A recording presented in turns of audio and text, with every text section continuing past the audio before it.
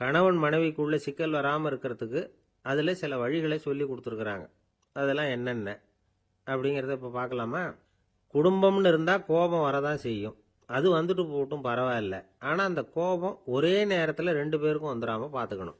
ஒரு சமயத்தில் யாராவது ஒருத்தர் தான் கோபப்படணும், அடுத்தவங்க அமைதியாக இருக்கணும். அதுக்கப்புறம் இவர் அமைதியான உடனே அவங்க ஆரம்பிச்சுக்கலாம். கோபமாக ஏதாவது சொன்னால் உடனே கோபமாக பதில் சொல்லக்கூடாது. கொஞ்சம் பொறுத்து கோபம் தீர்ந்த உடனே அந்த பதிலை சொல்லலாம். அப்போ பதில் கோபமாக இருந்தால் கூட அது அவ்வளோ பெருசாக தெரியாது. அற்ப விஷயத்துக்கெல்லாம் காய்ச்சி மூச்சுன்னு கத்திட்டு இருக்கக்கூடாது. உங்கள் 2 பேருக்குள்ள ஒரு தர்க்கம் ஆரம்பமாயிட்டுதுன்னு வச்சுக்கோங்க. கடுமையாக 2 பேரும் விவாதம் பண்ணுறீங்க. உங்களில் ஒருத்தர் இதில் ஜெயிக்கணும்னா அது நீங்களாக இருக்க வேணாம், அடுத்தவங்க ஜெயிக்கிறதுக்கு நீங்கள் துணையாக இருங்களேன். அப்படின்னா நீங்கள் கொஞ்சம் விட்டு கொடுக்கணும், அவ்வளவுதான். ஏதாவது குத்தம் சொல்லணுமா, செஞ்ச தப்பை சுட்டி காட்டணுமா, விமர்சனம் பண்ணணுமா, பண்ணுங்க, வேணான்னு சொல்லலை. ஆனால் சொன்னதை அப்படி சொல்கிறத கொஞ்சம் அன்பாக இதமாக சொல்லுங்க. எப்போ நடந்த தவறுகளை எல்லாம் இப்போ போய் மறுபடியும் ஞாபகப்படுத்திட்டு இருக்க வேண்டாம். நான் அப்போவே சொன்னேன் இந்த புடவை வேணாம்னு, நீங்கள் தான் கேட்கல, இப்போ பாருங்கள் கிழிஞ்சு போச்சு இப்படின்னு கத்துனாங்க ஒரு அம்மா. எப்போ சொன்னீங்கன்னு கேட்டால் ஒரு 10 வருஷத்துக்கு முன்னாடி தீபாவளி சமயத்தில் அப்படிங்கிறாங்க. அது என்ன இன்னும் அப்படியே புதுசாகவே இருக்கும்? உங்களுக்கு அவர் தான் பெருசு, அவருக்கு நீங்கள் தான் பெருசு. அதை விட இந்த உலகத்தில் வேறு எதுவும் முக்கியம் இல்லைன்னு நினைக்கணும். நீ தான் என்னுடைய உலகம்னு எத்தனை தடவை சொல்லியிருப்பீங்க? அதெல்லாம் வெறும் வசனமாக போயிடக்கூடாது. ஏதாவது ஒரு பிரச்சனையை பற்றி கடுமையாக விவாதம் பண்ணிகிட்டு இருக்கீங்க, அதை அப்படியே பாதியில் விட்டுட்டு படுக்கைக்கு போயிடக்கூடாது. சொச்சத்தை நாளைக்கு பேசிக்கலாம்னு.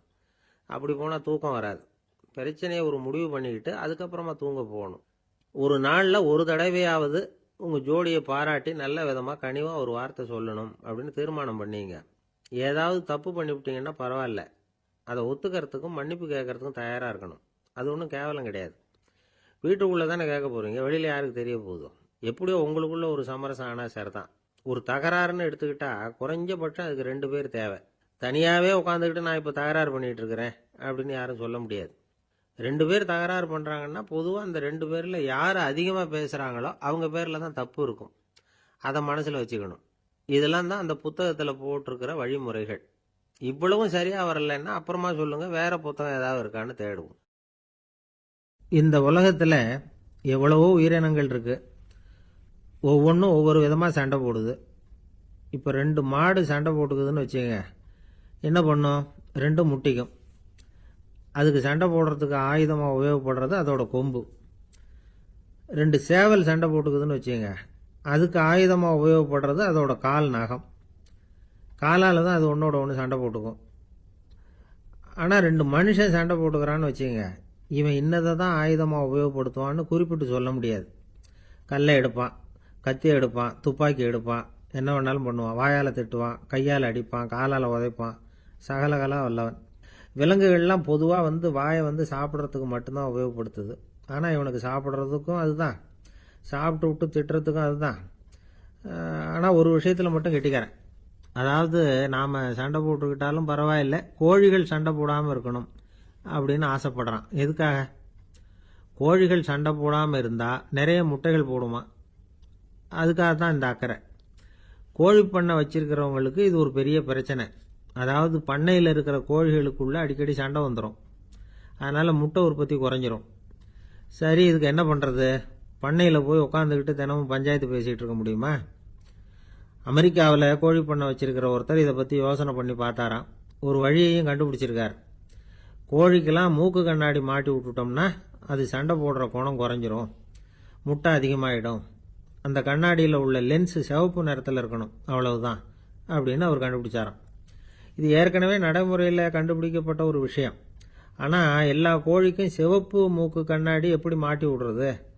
அப்படியே மாட்டி விட்டாலும் அது நழுவாமல் இருக்கணுமே. இப்போ நாமெல்லாம் நடு விரலால் மூக்கு கண்ணாடி நடுவில் தொட்டு அப்படி ஸ்டைலாக சரி பண்ணிக்கிறோம். அது மாதிரி கோழி எப்படி சரி பண்ணிக்கும்? இதுதான் பிரச்சனை. இதுக்கு அவர் என்ன வழி கண்டுபிடிச்சாருன்னா, கோழிக்கெல்லாம் மூக்கு கண்ணாடிக்கு பதிலாக விழியொட்டு வில்லைகள், கான்டாக்ட் லென்ஸ், அதை பொருத்தி விட்டா என்ன அப்படின்னு யோசனை பண்ணார். அதே மாதிரி பண்ணார். அதே மாதிரி செஞ்சு பார்த்தார், வெற்றி. அதுக்கப்புறம் கோழியெல்லாம் சண்டை போட்டுக்கலையாம், சமாதான பிரியர்கள் ஆகிட்டு தான். கோழிகளுக்கு இயல்பாகவே சண்டை போடுற குணம் உண்டு. ஆனால் அதோட கண்ணுக்கு பார்க்குற பொருள்லாம் ரோஜா நிறத்துலையோ அல்லது இன்னும் சொல்ல போனால் அழுத்தமான சிவப்பு நிறத்துலையோ தெரிஞ்சதுன்னா சண்டை போடுற குணம் குறைஞ்சிருதான். அந்த சமயத்தில் அது அதிகமாகவும் முட்டையிட ஆரம்பிச்சுடுதான். அதே நேரத்தில் இறை எடுக்கிறத கூட குறைச்சிக்குதான். இது ஏன் இப்படி பண்ணுதுங்கிறது விஞ்ஞானிகளுக்கு இன்னமும் புரியலையா. எப்படியோ அமெரிக்க கோழிகள்லாம் கான்டாக்ட் லென்ஸ் பொருத்திக்க ஆரம்பிச்சாச்சு. கோழி கழுத்தை பிடிச்சிக்கிட்டு ஒரு சில வினாடிகளில் அதை பொருத்தி விடுறாங்களாம். கோழியோட ஆயுள் பூரா அது அப்படியே இருக்குமா. பண்ணையில் முட்டை உற்பத்தி குறைஞ்சா இது மாதிரி விஞ்ஞானபூர்வமாக பரிகாரம் தேடுறது தான் நல்லது. நமக்கு வேண்டியப்பட்ட ஒருத்தர் அவர் ஒரு கோழி பண்ணை வச்சுருந்தார். அந்த பண்ணையில் பாதி கோழி திடீர்னு செத்து போச்சு. உடனே ஒரு கால்நடை மருத்துவர்கிட்ட போக வேண்டியது தானே. அங்கே போகல. உள்ளூரில் மந்திரம் பண்ணிக்கிட்டு இருந்த ஒரு சாமியார்கிட்ட போனார். அவர் காலில் விழுந்தார். சாமி, என் பண்ணையில் பாதி கோழி செத்து போட்டுதுன்னார். சாமியார் யோசனை பண்ணார். சரி, பண்ணையில் வாசப்படி கிழக்கு பக்கமாக வச்சிருக்கியா மேற்கு பக்கமாக வச்சிருக்கியான்னு கேட்டார். கிழக்கு பக்கமாக இருக்குன்னார் அவர். அதுதான் தப்பு, மேற்கு பக்கமாக அதை மாற்று சரியாக போடும்னாராம். அதே போல் இவர் போய் மாற்றிவிட்டார். அப்பவும் பாதி செத்து போச்சு. மறுபடியும் சொன்னார், சாமி மறுபடியும் பாதி கோழி செத்து போட்டுதேன்னார். சரி, கூரை எப்படி போட்டிருக்க, ஓடு போட்டிருக்கியா இல்லை கீத்து போட்டிருக்கியான்னார். ஓடு போட்டிருக்கேன்னாராம் அவர். அதுதான் தப்பு, கீத்து போட்டுரும் சரியாக போடும்னாராம். சரின்னு போய் அதையும் மாற்றி பார்த்தார். மறுபடியும் போயிட்டுது, கோழி செத்து போச்சு. வந்தார். மறுபடியும் பாதி செத்து போச்சு சாமின்னு வந்தார். இவரும் யோசனையை மாற்றி மாற்றி சொல்லிகிட்டே இருக்கிறார். இப்படி அவரும் மாற்றி மாற்றி பார்த்தார். 6வது தடவையாக அவரை தேடிட்டு வந்தார். அந்த சமயத்தில் இவர் ரொம்ப தீவிரமாக யோசனை பண்ணி பார்த்துட்டு, அது சரிப்பா, நீயும் என்கிட்ட சளைக்காமல் வந்துக்கிட்டு இருக்கிற, நானும் யோசனை சொல்லிகிட்டு இருக்கேன். இப்பவும் உங்ககிட்ட சொல்கிறதுக்கு என்கிட்ட யோசனை நிறையா இருக்குது. ஆனால் சோதிக்கிறதுக்கு உங்ககிட்ட கோழி இல்லையே, என்ன பண்ணுறது அப்படின்னாராம் இவர். ஒரு தெருவில் சில சிறுவர்கள் விளையாடிக்கிட்டு இருந்தாங்க. ஏதோ ஒரு உயரமான கல்லை நடுத்தெருவில் வச்சு அதை சுற்றி சுற்றி ஓடி வந்துக்கிட்டு இருக்கிறாங்க. அது என்ன விளையாட்டோ அவங்களுக்கு தான் தெரியும். கொஞ்ச நேரம் அப்படி விளையாடிக்கிட்டு இருந்தவங்க விளையாடி முடிச்சதும் அந்த கல்லை நடுத்தெருவில் அப்படியே விட்டுட்டு அவங்கவுங்க வீட்டுக்கு ஓடி போட்டாங்க. அதுக்கப்புறம் அந்த வழியாக 2 பெண்கள் பேசிக்கிட்டே வந்தாங்க. பேச்சு சுவாரஸ்யத்தில் நடுத்தெருவில் இருந்த அந்த கல்லை கவனிக்கல. காலில் இடிச்சுட்டுது, லேசாக ரத்தம் வந்துட்டுது. வலி தாங்கலை. காலில் இடிச்சுக்கிட்ட பொண்ணு திட்ட ஆரம்பிச்சுட்டுது. வர வர ஊர் உலகம் ரொம்ப கெட்டு போச்சு, யாருக்கும் பொறுப்பே கிடையாது பாரு, இப்படி நடுத்தருவில் பொறுப்பு இல்லாமல் இப்படி கல்லை போட்டு வச்சிருக்கிறாங்களே, இது நியாயமா அப்படின்னு சொல்லி இந்த சமூகத்தை கடுமையாக விமர்சனம் பண்ணிக்கிட்டு அவங்க போயிட்டாங்க. கொஞ்ச நேரம் கழித்து ஒரு வாலிபன் அந்த வழியாக வந்தான். அந்த கல்லை பார்த்தான், நின்னான். ஒரு நிமிஷம் யோசனை பண்ணான். என்ன பண்ணலாம்னு பார்த்தான். தன்னுடைய வீரத்தையும் பலத்தையும் காட்டணும்னு நினைச்சான். பின்னாடி போனான்.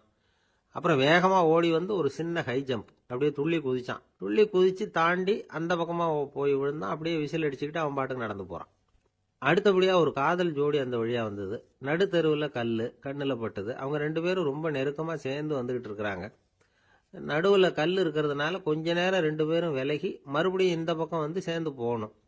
கொஞ்ச நேரம் நாம் பிரிய வேண்டி இருக்குதே அப்படின்னு வருத்தத்தோட முணுமுணுத்துக்கிட்டே இந்த பக்கம் வந்தாங்க. அதுக்கப்புறம் வழக்கம் போல சேர்ந்து அவங்க பாட்டுக்கு எதிர்காலத்தை பற்றி கற்பனை பண்ணிக்கிட்டே போயிட்டாங்க. கடைசியாக அந்த வழியாக பார்வை இல்லாத ஒருத்தர் வந்துக்கிட்டு இருக்கார். அவர் கையில் வழக்கமாக வச்சிருக்கிற அந்த ஊன்றுகோல், கையில் இருக்கிற அந்த ஊன்றுகோலால் தனக்கு முன்னாடி அப்படியும் இப்படியும் அப்படியே தட்டிக்கிட்டு பார்த்துக்கிட்டே அவர் மெதுவாக நடந்து வந்துக்கிட்டு இருக்கிறார். வழியில் இருக்கிற அந்த கல் தட்டுப்பட்டுது. உடனே நடுத்தெருவில் ஒரு கல் இருக்குங்கிறத அவர் புரிஞ்சுக்கிட்டார். உடனே குனிஞ்சார். அந்த கல்லை தடவி பார்த்து எடுத்தார். தெரு ஓரமாக கொண்டுட்டு போய் போட்டார். அதுக்கப்புறம் அவர் பாட்டுக்கு அவர் வழியில் நடந்து போனார். இப்போ இதில் பல பேர் வந்தாங்க போனாங்க. இவங்களில் பார்வை உள்ளவங்க யார், பார்வை இல்லாதவங்க யார்? இப்படி ஒரு கேள்வி கேட்டால் என்ன பதில் சொல்ல முடியும்? கொஞ்சம் யோசிச்சு பார்த்தா இன்னைக்கு பல பேர் இப்படி தான் இருந்துகிட்டு இருக்கிறோம். ஒரு ஆள் பார்க்கறதுக்கு பெரிய மனுஷன் மாதிரி இருக்கார். ஒரு தெரு வழியாக நடந்து வந்துக்கிட்டு இருந்தார். இருட்டு நேரம். வழியில் ஒரு பெரிய கல் கிடந்தது, கருங்கல். பார்த்தார். கொஞ்ச நேரம் யோசிச்சார். போய் தூக்கி பார்த்தா ரொம்ப கனமாக இருந்தது. இன்னொரு ஆள் சேர்ந்தாதான் தூக்க முடியும். இவர் உடனே ரோட்டோரமாக போய் ஒரு மரத்தடியில் உட்காந்துக்கிட்டார். 2 பக்கமும் பார்த்துக்கிட்டே இருக்கார், யாராவது வர்றாங்களான்னு. கொஞ்ச நேரத்தில் ஒருத்தர் வந்தார். இவருக்கு தெரிஞ்சவர். என்னங்க இந்த நேரத்தில் இங்கே உட்காந்துருக்குறீங்கன்னு கேட்டார் அவர். அதோ அந்த கருங்கல் அப்படின்னு சுட்டி காட்டினார். ஓ, அதை தூக்கி ஓரமாக போடணுமா? வாங்க 2 பேரும் தூக்கலான்னார் வந்தவர். நான் அதுக்காக உட்காந்துருக்கலேன்னார் இவர். பின்ன வேற எதுக்காகன்னார் அவர். ஒரு மனுஷன் கருங்கல்லில் காலை இடிச்சுக்கிட்டான்னா எப்படி துள்ளுவான்னு பார்க்கணுங்கிறது எனக்கு ரொம்ப நாளாக ஒரு ஆசை. அதுக்காக தான் உட்காந்துருக்கிறேன் அப்படின்னாராம். ஒருத்தர் ரொம்ப அவசரமாக போய்கிட்டு இருந்தார். எங்கே சார் போகிறீங்கன்னு கேட்டோம். எனக்கு வேண்டியப்பட்ட ஒருத்தருக்கு குழந்தை பிறந்திருக்கிறதாக செய்தி வந்திருக்கு, அதுதான் ஆஸ்பத்திரிக்கு போயிட்டுருக்கேன், பார்த்துட்டு வரலாம்னு அப்படின்னார். அப்படின்னா கொஞ்சம் இப்படி உட்காருங்க அப்படின்னோம். சில விவரமெல்லாம் சொல்கிறேன் கேட்டுக்கிட்டு போங்க அப்படின்னோம். உட்காந்தார். அப்புறம் சொல்ல ஆரம்பித்தோம். புதுசாக பிறந்திருக்கிற ஒரு குழந்தைய பார்க்க போகிறதுன்னா அது சாதாரண விஷயம் இல்லை. அதில் ரொம்பவும் கவனமாக நடந்துக்கணும். புது குழந்தைக்கு நோய் சுலபமாக தொற்றும். முக்கியமாக காற்று மூலமாக பரவுகிற நோய்கள் சுலபமாக வந்துடும். அதனால் நமக்கு உடம்பு சரியில்லைன்னா குழந்தைய விட்டு கொஞ்சம் தள்ளியே இருக்கிறது தான் நல்லது. பெரியவங்களை பொறுத்த வரைக்கும் சாதாரணமாக உள்ள ஒரு கிருமி கூட குழந்தைய பொறுத்த வரைக்கும் ரொம்ப மோசமான ஒரு கிருமியாக இருக்கும். சில வெளிநாடுகளில் எப்படி தெரியுமா, பிறந்த குழந்தை தூங்கிக்கிட்டு இருக்கிற ஒரு ரூமுக்கு போகணும்னா போகிறவங்க முகமூடி போட்டுக்கணும், காலணிகளை மாற்றிக்கணும், அவ்வளவு சுத்தமாக உள்ளே போய் பார்த்துட்டு வரணும். பொதுவாக சில ஆஸ்பத்திரிகளில் பார்த்தீங்கன்னா பார்வையாளர்கள் நேரத்தில் விசிட்டிங் ஹவர்ஸ் தாயை விட்டு குழந்தைய தனியாக பிரித்து வச்சுருவாங்க. எதுக்குன்னு நினைக்கிறீங்க? அந்த நேரம் பல பேர் வருவாங்க போவாங்க. அவங்க கை கால் சுத்தமாக இருக்காது. சுத்தம் இல்லாத கைகள் மூலமாக கிருமிகள் பரவும். சுத்தம் இல்லாத கைன்னா மண்ணு தூசி படிஞ்சிருக்கிற கை மட்டும் தான் அர்த்தம் இல்லை. சாலையில் கையை வீசிக்கிட்டு நடந்து வர்றீங்க, குழந்தைய பொறுத்த வரைக்கும் அது கூட சுத்தம் இல்லாத கை தான். தாயை தவிர மற்றவங்க குழந்தைய தூக்காமல் பார்த்துக்கிறது நல்லது. தாய் கூட அளவோட கொஞ்சிறதோடு நிறுத்திக்கணும்.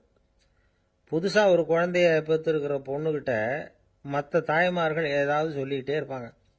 குழந்தைய அப்படி வளர்க்கணும் இப்படி வளர்க்கணும் அப்படின்னு ஏதாவது அட்வைஸ் பண்ணிக்கிட்டே இருப்பாங்க. இப்படி ஓவராக அறிவுரை பண்ணுறது அந்த பொண்ணை குழப்பி விட்டுரும். அதனால் அப்படிலாம் பண்ணக்கூடாது. அந்த பெண்ணே ஏதாவது கேட்டால் கூட டாக்டர் சொல்ல வேண்டிய விவரங்களை எல்லாம் நாமே சொல்லிகிட்டு இருக்கக்கூடாது. புதுசாக பிறந்திருக்கிற குழந்தைய மட்டும்தான் இப்படி பார்க்கணும்னு இல்லை. ஒரு நோயாளி குழந்தைய பார்க்க போகிறதுனா கூட ரொம்ப எச்சரிக்கையாக தான் நடந்துக்கணும். ஒரு தின்பண்டமோ விளையாட்டு சாமானோ அந்த குழந்தைக்கு நாம் வாங்கிட்டு போகிறதா வச்சுக்குவோம். அதை நேராக கொண்டுகிட்டு போய் அந்த குழந்தைகிட்டே கொடுக்கக்கூடாது. அதோட அப்பா அம்மாக்கிட்ட ரகசியமாக கொடுக்கலாம். அவங்க முடிவு பண்ணட்டும் குழந்தைகிட்ட அதை கொடுக்கலாமா வேண்டாமாங்கிறத. அவங்களுக்கு தான் தெரியும் அதோட மனசும் உடம்பும். உங்கள் அக்கறையை காட்டுறதா நினச்சிக்கிட்டு குழந்தை வாயில் எதையும் கொண்டுட்டு போய் போடாதீங்க. போகிறப்போ உங்கள் வீட்டு குழந்தையும் அழைச்சிட்டு போகாதீங்க. இது நோயை வாங்கிட்டு வந்துடும், அல்லது புதுசாக ஒரு நோயை அதுகிட்ட கொடுத்துட்டு வந்துடும். என்னதான் உங்களுக்கு பழக்கமான குழந்தையா இருந்தால் கூட அதுக்கு விருப்பம் இல்லைன்னா பேசக்கூடாது. அங்கே போய் அவங்க பள்ளிக்கூடத்தை ஞாபகப்படுத்திகிட்டு இருக்கக்கூடாது. நோயில் இருக்கிறப்ப ஸ்கூலை பற்றி பேச அது விரும்பாது. ஆஸ்பத்திரியை விட்டு வெளியில் புறப்படுறப்போ குழந்தைகிட்ட சொல்லணும்னு அவசியம் இல்லை. அதோட அப்பா அம்மா கிட்ட சொல்லிவிட்டு புறப்பட்டா போதும். குழந்தை கோபிச்சிக்காது. சமூக சம்பிரதாயத்தை பற்றி அது கவலைப்படுறதில்லை. இப்படி எல்லா விவரமும் நம்ம எதிரில் உட்காந்துருந்தவங்க கிட்ட சொல்லி முடித்தோம். ரொம்ப நன்றி சார் அப்படின்னு சொல்லிவிட்டு அவர் புறப்பட்டார். குழந்தைங்க கொஞ்சம் வளர்கிற வரைக்கும் தான் நாம் எச்சரிக்கையாக இருக்கணும்னு இல்லை, வளர்ந்த பிறகு இன்னும் எச்சரிக்கையாக இருக்கணும். ஒரு பையன் பள்ளிக்கூடத்துலேருந்து திரும்பி வீட்டுக்கு வந்தான். முகம் பூரா நகத்தால் கீறி இருந்தது. அப்பா பார்த்து பயந்துட்டார். யாருடா உன்னை இப்படி பண்ணது அப்படின்னார். என் கூட படிக்கிற இன்னொரு பையன்னா. நாளைக்கு உன் கூட பள்ளிக்கூடத்துக்கு வர்றேன், நீ எனக்கு அவனை அடையாளம் காட்ட முடியுமான்னார். அது ரொம்ப சுலபம் நான் பையன். எப்படின்னார் அப்பா.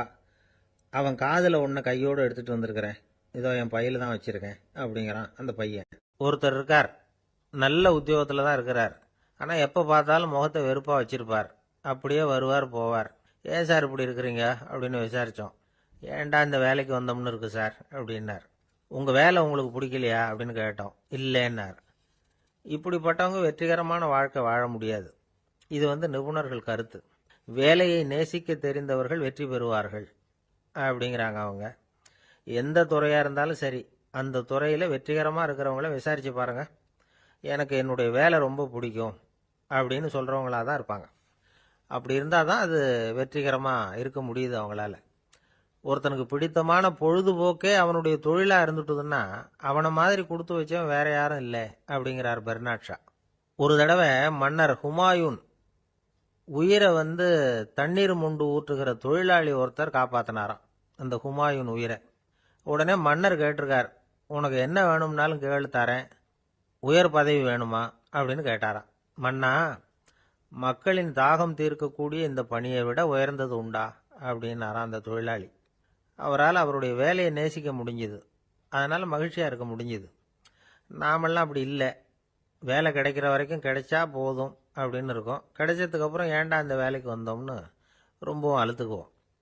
சரி, நாம் இருக்கிற இடத்துல நாம் வெற்றிகரமாக இருக்க வழி உண்டா அப்படின்னா உண்டுன்னு சொல்கிறாங்க. அதாவது மன இயல் நிபுணர்கள் இருக்கிறாங்க இல்லையா, அவங்க அதுக்கு முக்கியமாக 6 வழிகள் சொல்கிறாங்க. நீங்கள் ஒரு அலுவலகத்தில் வேலை பார்க்குறவரா அப்படின்னா இதை கேளுங்க. அதாவது உங்கள் மேலதிகாரி எதிர்பார்ப்புக்கு தகுந்த மாதிரி உங்கள் வேலை இருக்குதா? அப்படி இல்லைன்னா முதல்ல உங்கள் வேலையின் தரம் உயரணும். உங்களுக்கு மேலே கீழே வேலை பார்க்குற பணியாளர்கள்கிட்ட நல்ல விதமாக பழகுறீங்களா? அந்த உறவு முறையில் ஏதாவது குறை இருந்தால் அதை கண்டுபிடிச்சி சரி பண்ணுங்க. நம்பிக்கைக்கு உரியவர் அப்படின்னு நீங்கள் பேர் எடுக்கணும். நீங்கள் எடுக்கிற முடிவு நல்ல முடிவாக தான் இருக்கும் அப்படின்னு அடுத்தவங்க சொல்லணும். உங்கள் தோற்றத்துக்கு முக்கியத்துவம் கொடுங்க. இது மனம் உடல் ரெண்டும் சம்மந்தப்பட்டது. அதனால் மனசையும் ஆரோக்கியமாக வச்சுருக்கணும், உடம்பையும் ஆரோக்கியமாக வச்சுருக்கணும். உங்களுடைய நிர்வாகம் செயல்படுற விதத்தை நல்லா புரிஞ்சு வச்சுக்கணும். உங்களுடைய நிர்வாகம் இப்போ ஒரு காரியம் செய்யுதுன்னு வச்சுங்க, ஏன் அப்படி செய்யுது, எதுக்காக அப்படி செய்யுது, அதனுடைய குறிக்கோள் என்ன, அது நீடிக்கிறதுக்கு காரணம் என்ன, இதையெல்லாம் தெரிஞ்சுக்கணும். சிரிப்புக்கு வஞ்சகம் பண்ணக்கூடாது. நல்லா சிரிக்கணும், அப்போ தான் அது திரும்ப கிடைக்கும். கடந்த கால தோல்வியை பற்றி கவலைப்படக்கூடாது. முதலாளி விருப்பம் தெரிஞ்சு நடந்துக்கிறது நல்லது தான். அதுக்காக காக்கா பிடிக்கணுங்கிற அவசியம் இல்லை. உங்களுக்கு ஒரு பொறுப்பான வேலை கிடைக்குது, உடனே சத்தம் குழப்பம் அப்படின்னு சூழ்நிலையை இறுக்கமாக ஆக்கிடக்கூடாது.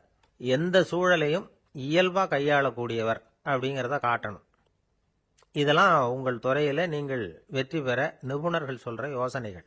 இவ்வளவு விவரமும் சொல்லிவிட்டு ஒருத்தரை பார்த்து கேட்டோம், இப்போ சொல்லுங்க, நீங்கள் செய்கிற வேலை உங்களுக்கு பிடிச்சிருக்குதா அப்படின்னோம். ரொம்ப ரொம்ப பிடிச்சிருக்குது அப்படின்னார். சரி, என்ன செஞ்சிட்டு இருக்கிறீங்க அப்படின்னு கேட்டோம். சும்மா தான் இருக்கிறேன் அப்படின்னார். அமெரிக்க ஜனாதிபதி ஆப்ரஹாம் லிங்கன் ஒரு நாள் தன்னோட கோச்சு வண்டியில் தலைநகரான வாஷிங்டனுக்கு போயிட்டு இருக்கிறார். கோச்சு வண்டி ஒரு சாலையில் போயிட்டு இருக்கு. அந்த சாலைக்கு ஒரு பக்கத்தில் பயங்கரமான சதுப்பு நிலம்.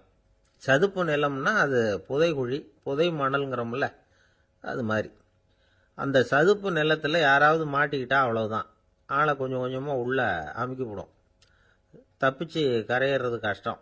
அப்படிப்பட்ட நிலம் அது.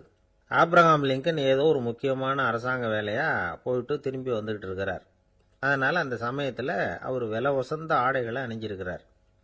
அப்படி அவர் அந்த கோச்சு வண்டியில் வந்துக்கிட்டு இருக்கிறாரு. அந்த சமயத்தில் ஒரு காட்சி அவர் கண்ணில் பட்டுட்டுது. என்ன தெரியுமா? ரோட்டுக்கு பக்கத்தில் இருந்த சதுப்பு நிலத்தில் ஒரு இளம் பன்றி குட்டி சிக்கிக்கிட்டு தவிச்சிக்கிட்டு இருக்குது. பரிதாபமாக கத்திக்கிட்டு இருக்குது. அதை பார்த்தார் லிங்கன். அவருக்கு என்ன மாதிரி ஆயிட்டுது. உடனே வண்டியை நிறுத்த சொன்னார். கீழே இறங்கினார். தன்னோட விலை உசந்த ஆடைகளை பற்றி லட்சியம் பண்ணவே இல்லை. தனக்கே ஆபத்து வரலாம்ங்கிறத பற்றியும் கவலைப்படலை. தான் ஒரு குடியரசுத் தலைவருங்கிறத பற்றியும் அவர் நினச்சி பார்க்கல. நேராக அந்த சதுப்பு நிலம் பக்கமாக போனார். அந்த சேத்துல இறங்கி பன்றிக்குட்டியை காப்பாற்றி கரைக்கு கொண்டுட்டு வந்து சேர்த்துட்டார். அதுக்கப்புறம் நிம்மதியாக கோச்சு வண்டியில் ஏறி வெள்ள மாளிகைக்கு வந்து சேர்ந்தார். ட்ரெஸ்ஸு உடம்பு பூரா சேறு சகதி. பார்க்குறவங்களுக்கெல்லாம் ஆச்சரியமாக போச்சு. அவங்களுக்கு ஒன்றும் புரியல. இவர் நேராக ட்ரெஸ்ஸு மாற்றிக்கிறதுக்காக போனார். கோச்சு வண்டி ஓட்டிகிட்டு வந்தவங்கிட்ட போய் எல்லாரும் கேட்டாங்க, என்ன ஆச்சு அப்படின்னு. அவர் வர்ற வழியில் நடந்த விவரத்தை சொன்னார். ஆப்ரஹாம் லிங்கனுடைய இந்த இறக்க குணத்தை எல்லாரும் பாராட்டினாங்களாம், புகழ்ந்தாங்களாம். ஆனால் இதுக்கு லிங்கன் என்ன பதில் சொன்னார் தெரியுமா? தயவு பண்ணி இந்த புகழ்ச்சியான பேச்சையெல்லாம் ஒதுக்குங்க, அதெல்லாம் வேணாம். அந்த சின்ன பிராணி சகதியில் மாட்டிக்கிட்டு துடிச்சிக்கிட்டு இருந்தது, அதை பார்த்தேன். உடனே என்னுடைய இதயத்தில் ஒரு முள்ளு தைச்சது மாதிரி ஒரு உணர்வு. அந்த முள்ளை பிடுங்கி எறிஞ்சேன், அவ்வளவுதான். உண்மையில் அந்த பிராணிக்கு நான் உதவினேங்கிறத விட எனக்கு ஏற்பட்ட இன்னலை போக்கிட்டேன் அப்படிங்கிறது தான் உண்மை. அதுதான் பொருத்தம். அப்படி இருக்கிறப்போ இதில் புகழறதுக்கு என்ன இருக்குது அப்படின்னார் ஆப்ரஹாம் லிங்கன். எவ்வளவு யதார்த்தமான வார்த்தைகள் பாருங்க. இந்த காலத்தில் நம்மளையும் பல பேர் அப்படி உண்டு. நீச்சல் தெரியாத ஒரு ஆள் தண்ணியில் இறங்கிட்டான். தண்ணி ஆழம்ங்கிறது அப்புறமா தான் தெரிஞ்சுது. தத்தளிக்க ஆரம்பிச்சுட்டான். வாழ் வாழ்னு கத்துறான். கரையில் நின்றுட்டு இருந்த ஒருத்தர் இதை பார்த்தார். உடனே அவருக்கு இதயத்தில் முள்ளு தைச்சது மாதிரி ஒரு உணர்வு.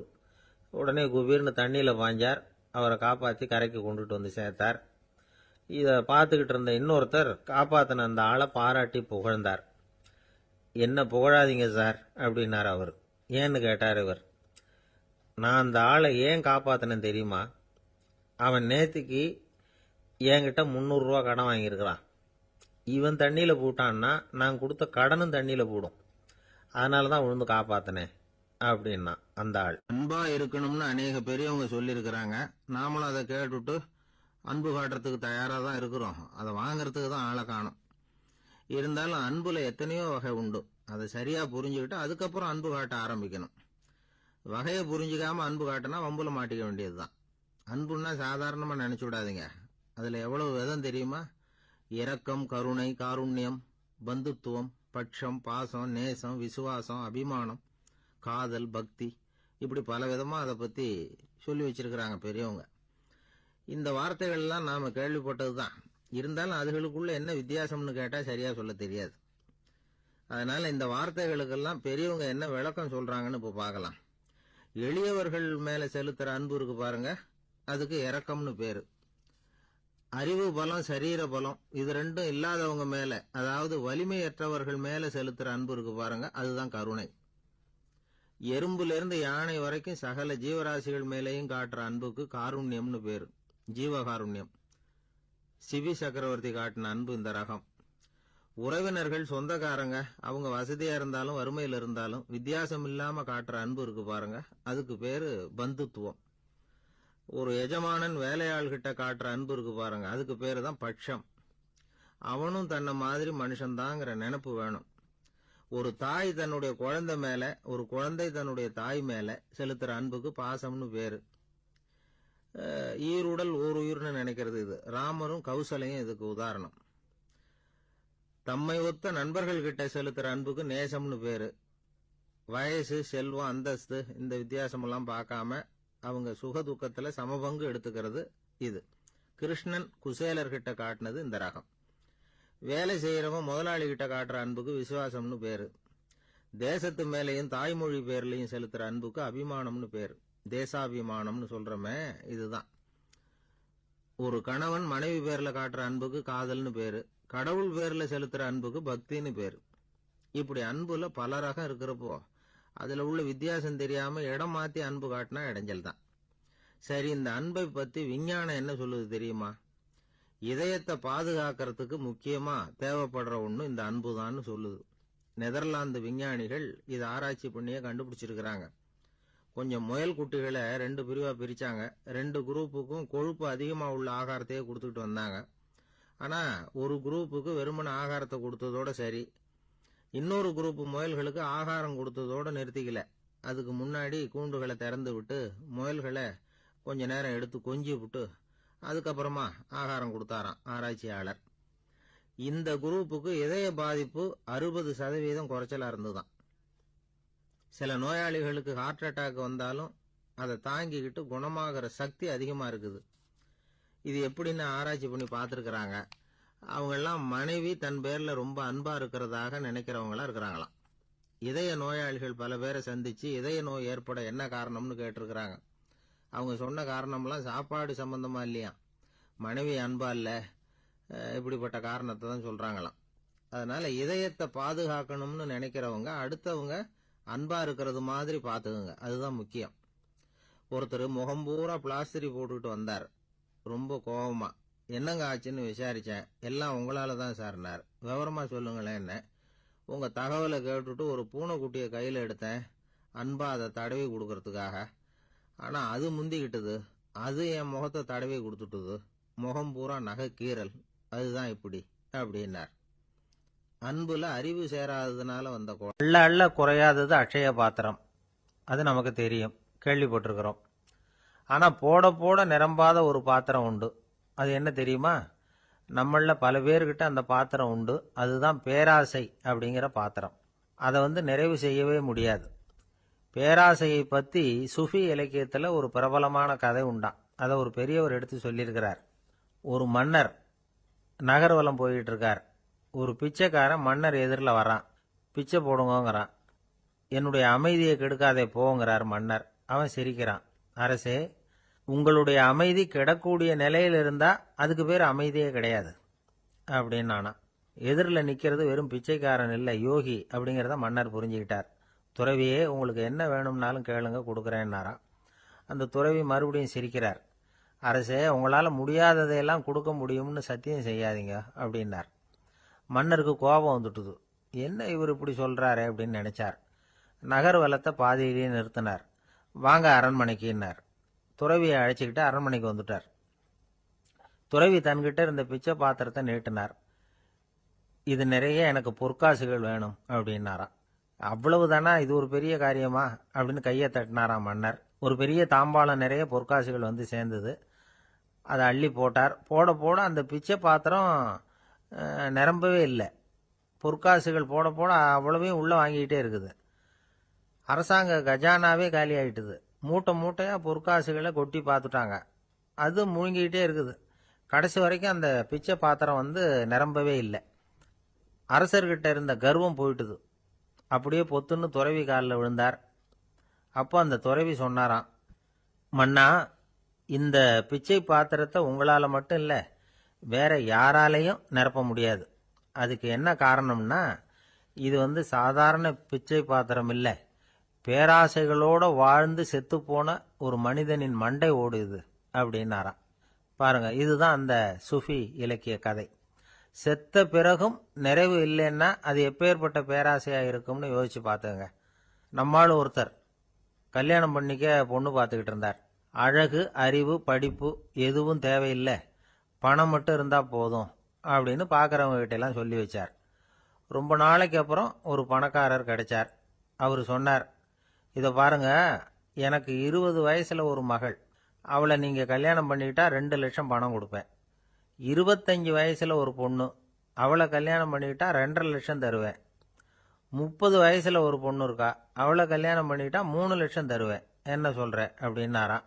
இவன் கொஞ்ச நேரம் யோசிச்சு பார்த்துருக்கான். அதுக்கப்புறம் மெதுவாக அவரை நிமிந்து பார்த்து, ஏன் சார், உங்ககிட்ட 50 வயசுல ஏதாவது பொண்ணு இருக்கா அப்படின்னு கேட்டானா. ஒருத்தர் சிகரெட்டும் கையுமா வந்தார். சார், இந்த புகைப்பிடிக்கிற பழக்கத்தை நிறுத்தி போடணும்னு தான் பார்க்குறேன், முடியலன்னார். புகைப்பிடிக்கிறத நிறுத்துறது ரொம்ப சுலபம் சார் அப்படின்னார் இன்னொருத்தர். எப்படி சொல்றீங்கன்னு கேட்டார் அவர். நான் கூட ஏற்கனவே 10 தடவை அந்த பழக்கத்தை நிறுத்தி இருக்கிறேன் சார் அப்படின்னார் இவர். இதுலேருந்து என்ன தெரியுது? புகைப்பழக்கத்தை திடீர்னு விட்டு விடுறதுங்கிறது ரொம்ப கஷ்டம்னு தெரியுது.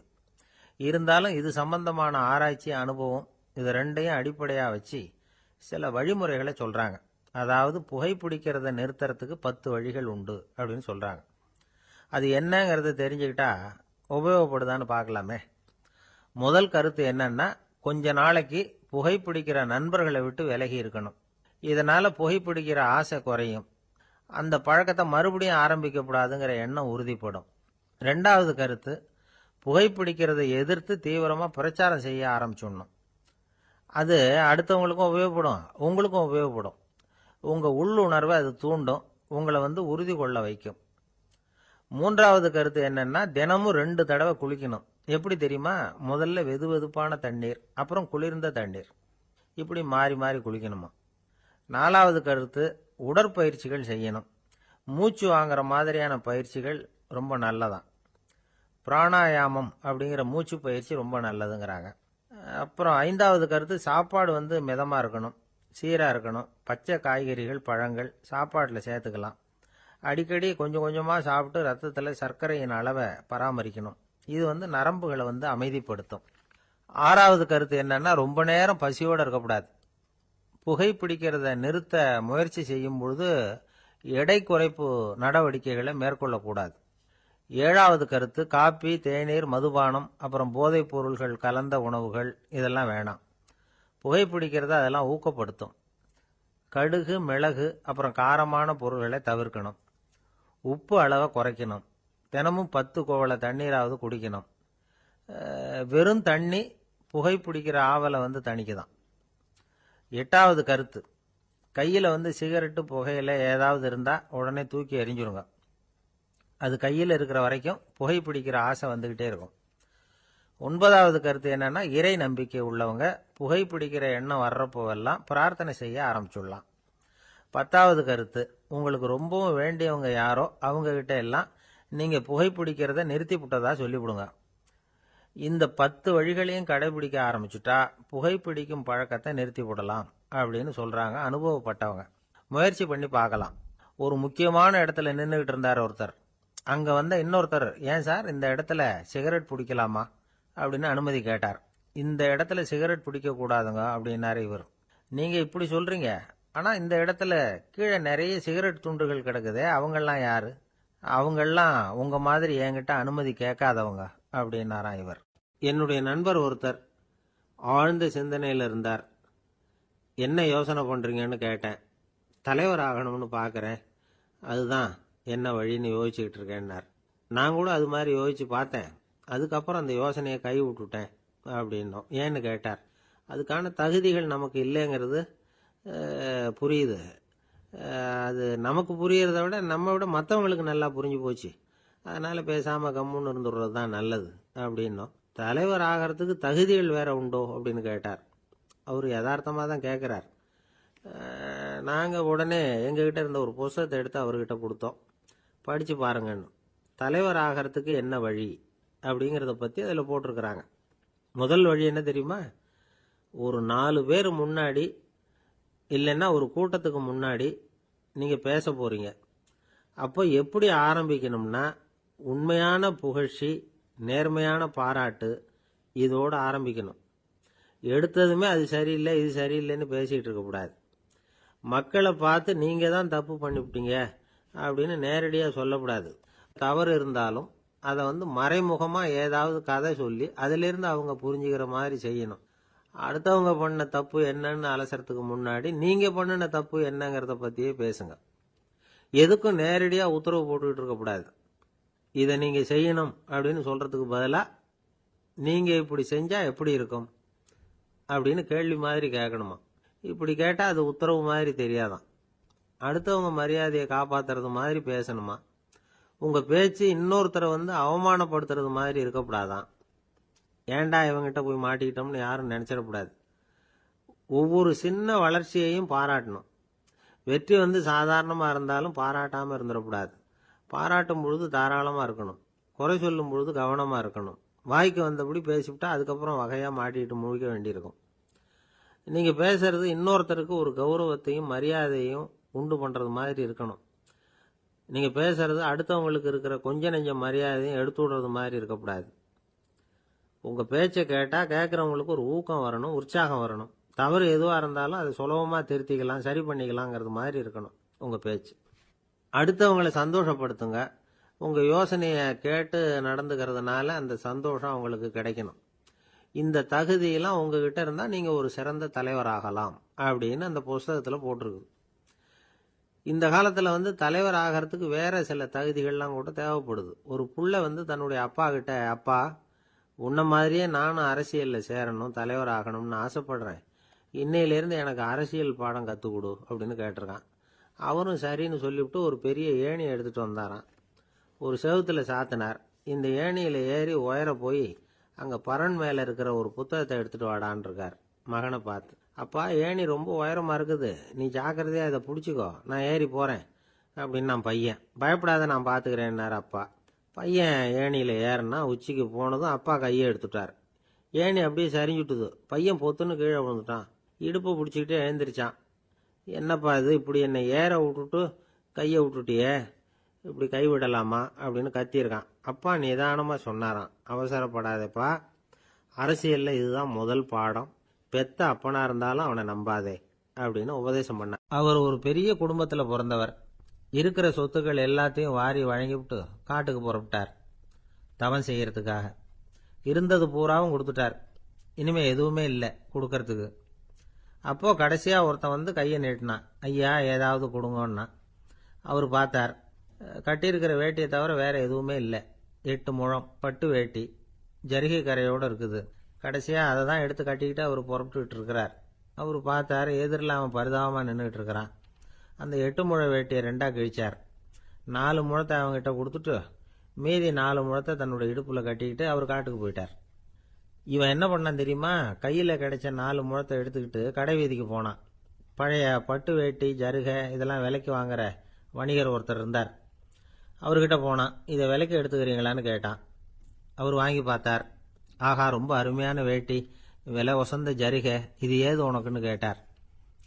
அவன் நடந்ததை சொன்னான். அப்படின்னா ஒன்று செய்ய, இந்த வேட்டியோட இன்னொரு பாதியையும் மெதுவாக வாங்கிட்டு வந்துரு, உனக்கு நிறைய பணம் தரேன் அப்படின்னார் அந்த வணிகர். இவன் கொஞ்சம் யோசனை பண்ணி பார்த்தான். கொஞ்சம் இருங்க, அதை வந்துவிடுறேன் அப்படின்னு சொல்லிவிட்டு நேராக காட்டுக்கு போனான்.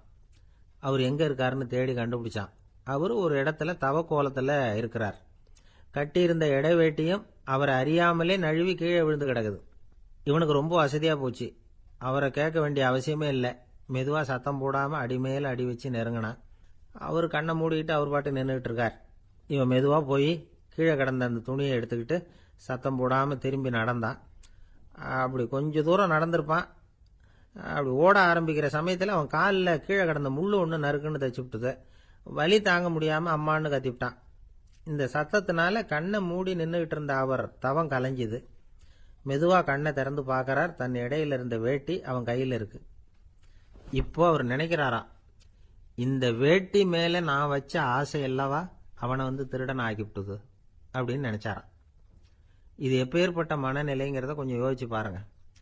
தான் ஒரு பொருள் மேல வைத்த பற்று இன்னொரு மனிதன் திருடனா ஆகிறதுக்கு காரணமா ஆயிட்டுதே அப்படின்னு நினைக்கிறார். அப்படி நினைச்ச அவர் யார் தெரியுமா? அவர் தான் மகாவீரர். இழந்துட்டேங்கிறியே, நீ என்னத்தை கொண்டு வந்த இங்க இழக்கிறதுக்கு? நீ என்னத்தை உண்டாக்குன இது அழிஞ்சுட்டுதுன்னு சொல்றதுக்கு? இது அவருடைய சிந்தனை. இன்னைக்கு நம்ம சிந்தனையெல்லாம் வேற மாதிரி இருக்குது. ஒருத்தன் நடுத்தெருவில் உட்காந்து அழுதுகிட்டு இருந்தான். அந்த வழியா வந்தவர் கேட்டார், ஏன்பா அழற அப்படின்னு கேட்டார். 5 ரூபா சார், இந்த இடத்துல விழுந்துட்டுது, ரொம்ப நேரமா தேடுறேன், கிடைக்காது போல இருக்கு அப்படின்னா.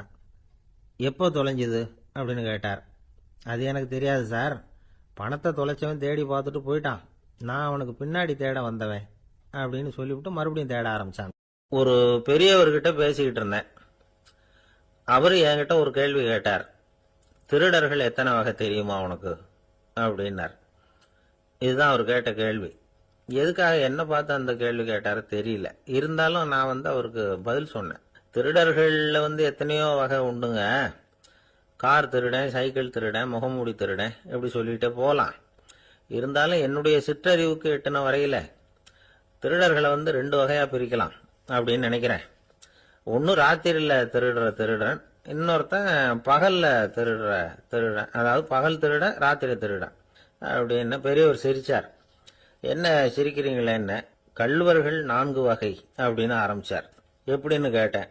சாப்பாட்டுக்கு இல்லாம திருடுறாங்க பாருங்க, அது ஒரு வகையாம். சாப்பாட்டுக்கு இருந்தும் திருடுறாங்க பாருங்க, அது ஒரு வகையாம். இதை தவிர இன்னும் ஒரு 2 வகை திருட்டு உண்டு. அது என்னன்னா, ஆண்டவன் கிட்ட இருந்து நாம திருடுற திருட்டு, இன்னொன்னு என்னன்னா நம்ம கிட்ட இருந்து ஆண்டவன் திருடுற திருட்டு அப்படின்னார். எனக்கு ஒன்றும் புரியல.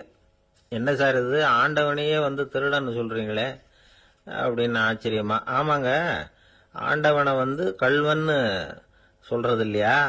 காஞ்சிபுரத்துக்கு பக்கத்துல திருக்கார்வனம் அப்படின்னு ஒரு ஊர் இருக்கு. அங்க உள்ள பெருமாளுக்கு கள்வர்னு தான் பேரு. அது மட்டும் இல்ல, திருமங்கை ஆழ்வார் தம்முடைய திரு நெடுந்தாண்டகத்துல கார்வனத்துள்ளாய் கள்வா அப்படின்னு தான் அழைக்கிறார் அப்படின்னு நிறைய உதாரணம்லாம் சொல்ல ஆரம்பிச்சார். அதுக்கப்புறம் அவர்கிட்ட பேசி நான் புரிஞ்சுக்கிட்ட விவரங்களை தான் நான் இப்போ உங்ககிட்ட சொல்ல போறது. அதாவது அவர் சொன்ன முதல் வகை திருடர்கள் சாப்பாட்டுக்கு இல்லாம திருடுறவங்க. இவங்களை திருத்தி போடலாம். சாப்பாட்டுக்கு இருந்தும் பணம் சேர்க்கணுங்கிற ஆசையால பொய் கணக்கெல்லாம் எழுதுறாங்க பாருங்க, அவங்க தான் 2வது வகை. 3வது வகை திருட்டு தான் மிகப்பெரிய திருட்டு. இறைவனுக்கு சொந்தமானதை நம்முடையதுன்னு நினைக்கிற திருட்டு. எது இறைவனுக்கு சொந்தமானது அப்படின்னா ஆத்மா. பகவானுக்கு சொந்தமான ஆத்மாவை நம்முடையதுன்னு நினைக்கிறது தான் அந்த மாபெரும் திருட்டு. இதுக்கு பேர் தான் ஆத்மாபகாரமா. சரி, இதுக்கு பரிகாரம் என்ன? எல்லாம் இறைவனுடையது, நமக்கு ஒன்றும் இல்லை அப்படின்னு நினைக்கிறது தான் இதுக்கு பரிகாரம். இதெல்லாம் இருக்கட்டும். 4வது திருட்டு ஒன்று சொன்னோம்ல, ஆண்டவன் நம்ம கிட்ட இருந்து திருடுறது. அது எப்படி? ஆண்டவனை கள்வன்னு சொல்றாங்க, அது சரி. அவர் என்னத்தை திருடினார்? இப்போ இன்னொருத்தருக்கு சொந்தமான ஒன்றை எடுத்து வச்சுக்கிறது தான் கள்ளத்தனம். ஆனா ஆண்டவன் எடுத்துக்கிட்டோம்னா இருக்கிறது எல்லாமே அவனுக்கு சொந்தம். அப்படி இருக்கிறப்போ அவரை எப்படி கள்வன்னு சொல்றது? இது என்ன புரியாம இருக்குதே அப்படின்னு சொல்லி பார்த்தா அதுக்கும் விளக்கம் சொல்றாங்க அவங்க. அதாவது ஆண்டவனுக்கு உருவமே கிடையாது, அரூபமா இருக்கிறவன், அதாவது உருவம் இல்லாம இருக்கிறவன். அப்படி உள்ள பகவான் நம்மள மாதிரி உருவத்துல இருக்கிறான். நம்மள மாதிரியே கையை காலு மூக்கெல்லாம் இருக்குது ஆண்டவனுக்கு. இந்த உருவம் நம்ம கிட்ட இருந்து திருடினது தானே. அவன் தன்னுடைய உண்மையான திருமேனியை நமக்கு காட்டாம, அதாவது தரிசனம் கொடுக்காம இருக்கிறது கள்ளத்தனம் தானே. அதனால்தான் இதுவும் ஒரு பெரிய திருட்டு, இருக்கிறதுலயே மிகப்பெரிய திருட்டு அப்படிங்கிறார். என்கிட்ட பேசிக்கிட்டு இருந்தாரு, இந்த விஷயம்லாம் சொல்லிட்டு இருந்தாரு இந்த பெரியவர். அதாவது திருட்டை ஆன்மீக நோகத்துல அவர் பார்க்கிறார். நம்ம பார்வையில இதை விட அபூர்வமான திருட்டுலாம் இங்க உண்டு. அபூர்வமான திருடர்களும் உண்டு. ஒரு திருடன் சிறையிலிருந்து விடுதலையாகி வெளியில போனான். கொஞ்ச நாள்ல மறுபடியும் திரும்பி ஜெயிலுக்கு வந்துட்டான். அப்போ சிறை அதிகாரி அவனுக்கு அறிவுரை சொன்னாராம். ஏன்பா, இப்படி அடிக்கடி தப்பு பண்ணிவிட்டு ஜெயிலுக்கு வந்துடுறியே, உனக்கு சொந்த பந்தம் எதுவும் இல்லையா? உனக்கு அப்பா, அண்ணன், தம்பிகள் அவங்க கூட எல்லாம் சேர்ந்து வாழணுங்கிற ஆசை இல்லையா அப்படின்னு கேட்டிருக்கார். அவங்களோட சேர்ந்து வாழணுங்கிற ஆசை எனக்கு நிறைய உண்டுங்க சார் அப்படின்னு நானா அவன்.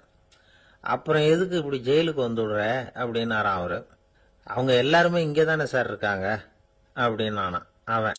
நம்ம கிட்ட ஒருத்தன் தப்பா நடந்துக்கிட்டானா உடனே நாம என்ன செய்வோம்? கையை ஓங்கிட்டு அவனை அடிக்க போவோம். நாம அவங்கிட்ட அவனை விட ஒருபடி மேலா தப்பா நடந்துக்குவோம். ஆனா பெரியவங்கெல்லாம் அப்படி நடந்துக்கிறது இல்லை.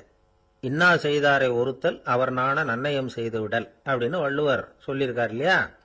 அதுக்கு தகுந்த மாதிரி நடந்துக்குவாங்க. பாயசித் விஸ்தாமிங்கிறவர் ஒரு பெரிய ஞானி. அவர் ஒரு நாள் ராத்திரி ரொம்ப நேரம் மசூதியில் இருந்துட்டு வீட்டுக்கு திரும்பி வந்துகிட்டு இருக்கிறார். வழியில ஒரு குடிகாரன், அவன் கையில ஒரு இசை கருவி, அதை கண்ணா பின்னான்னு மீட்டிக்கிட்டு வாய்க்கு வந்தபடியே என்னத்தையோ பாட்டுன்னு நினைச்சுக்கிட்டு பாடிக்கிட்டு அவன் பாட்டுக்கு கிடக்கிறான் வழியில. அதோட இருந்தாலும் பரவாயில்ல, அந்த பக்கமா வழியில போறவங்க வர்றவங்களை எல்லாம் பார்த்து கண்ணா பின்னான்னு திட்டிக்கிட்டு இருக்கிறான், ரொம்ப வளர்க்குறான். பாயசித் பிஸ்தாமிங்கிற அந்த பெரியவர் அந்த வழியா போறார். அவனை பார்க்கிறார். அவனுடைய நிலைமைய பார்த்துட்டு பரிதாபப்படுறார். ஏன்பா இது மாதிரி எல்லாம் நடந்துக்கிற, இப்படி நடக்கலாமா அப்படின்னு ஏதோ கொஞ்சம் புத்திமதி சொல்றதுக்கு ஆரம்பிச்சார். அவனுக்கு கோபம் வந்துட்டுது. கையில வச்சிருந்த வாத்திய கருவி அதால ஓங்கி அந்த பெரியவர் தலையில ஒரு அடி கொடுத்தான். ரத்த காயம் ஏற்பட்டு போச்சு. அவன் கையில இருந்த இசை கருவியும் அடிச்ச வேகத்துல ரெண்டா உடஞ்சு போச்சு. அவ்வளவு வேகமா அடிச்சிருக்கான். இவ்வளவு தூரத்துக்கு நடந்து போச்சுல்ல, அந்த மாபெரும் ஞானி வாயை திறந்து ஒரு வார்த்தை கூட பேசல. பேசாம தலையை பிடிச்சிக்கிட்டு அவர் பாட்டுக்கு போயிட்டார். மறுநாள் அந்த பெரியவர் என்ன பண்ணார் தெரியுமா? கொஞ்சம் இனிப்பு பண்டங்கள், கொஞ்சம் பணம், இது ரெண்டையும் ஒரு ஆள் மூலமா அனுப்பி வச்சார் அந்த குடிகாரனுக்கு. அவனுக்கு ஒன்றும் புரியல. என்ன விவரம்னு விசாரிச்சான். வந்த ஆளு ஒரு கடுதாசியை நீட்டினான்.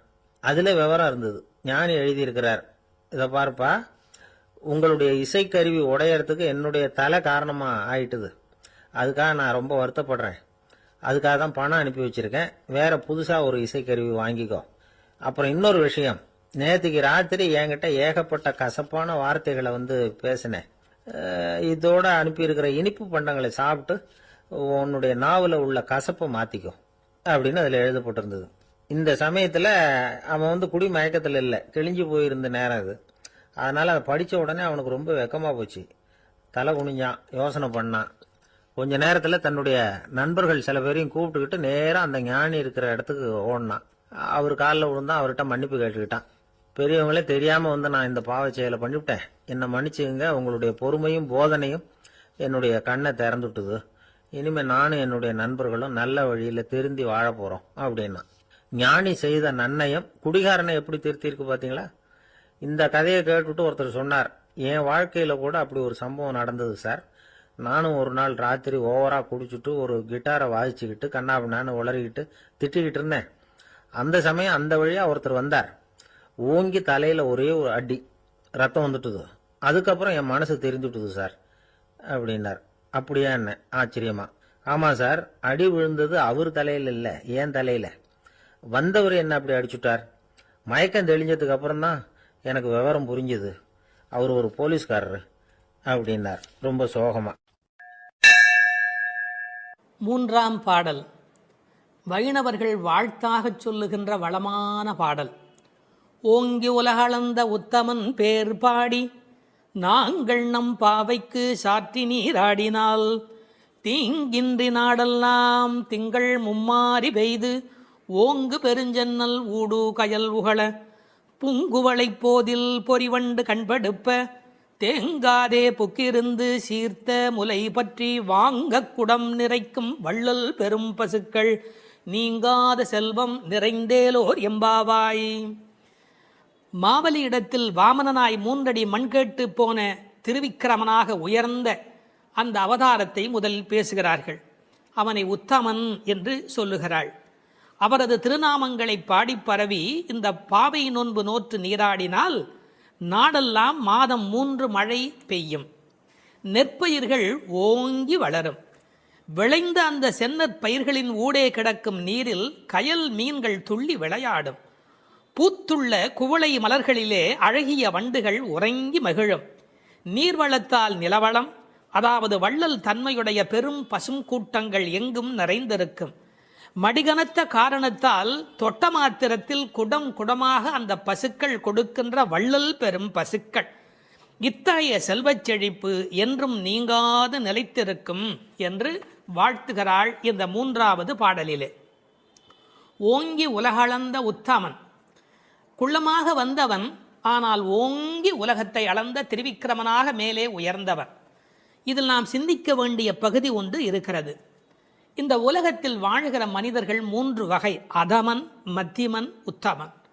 தன்னலம் மட்டுமே கொண்டு வாழ்கிற மிக கீழானவர்கள் அதமன்.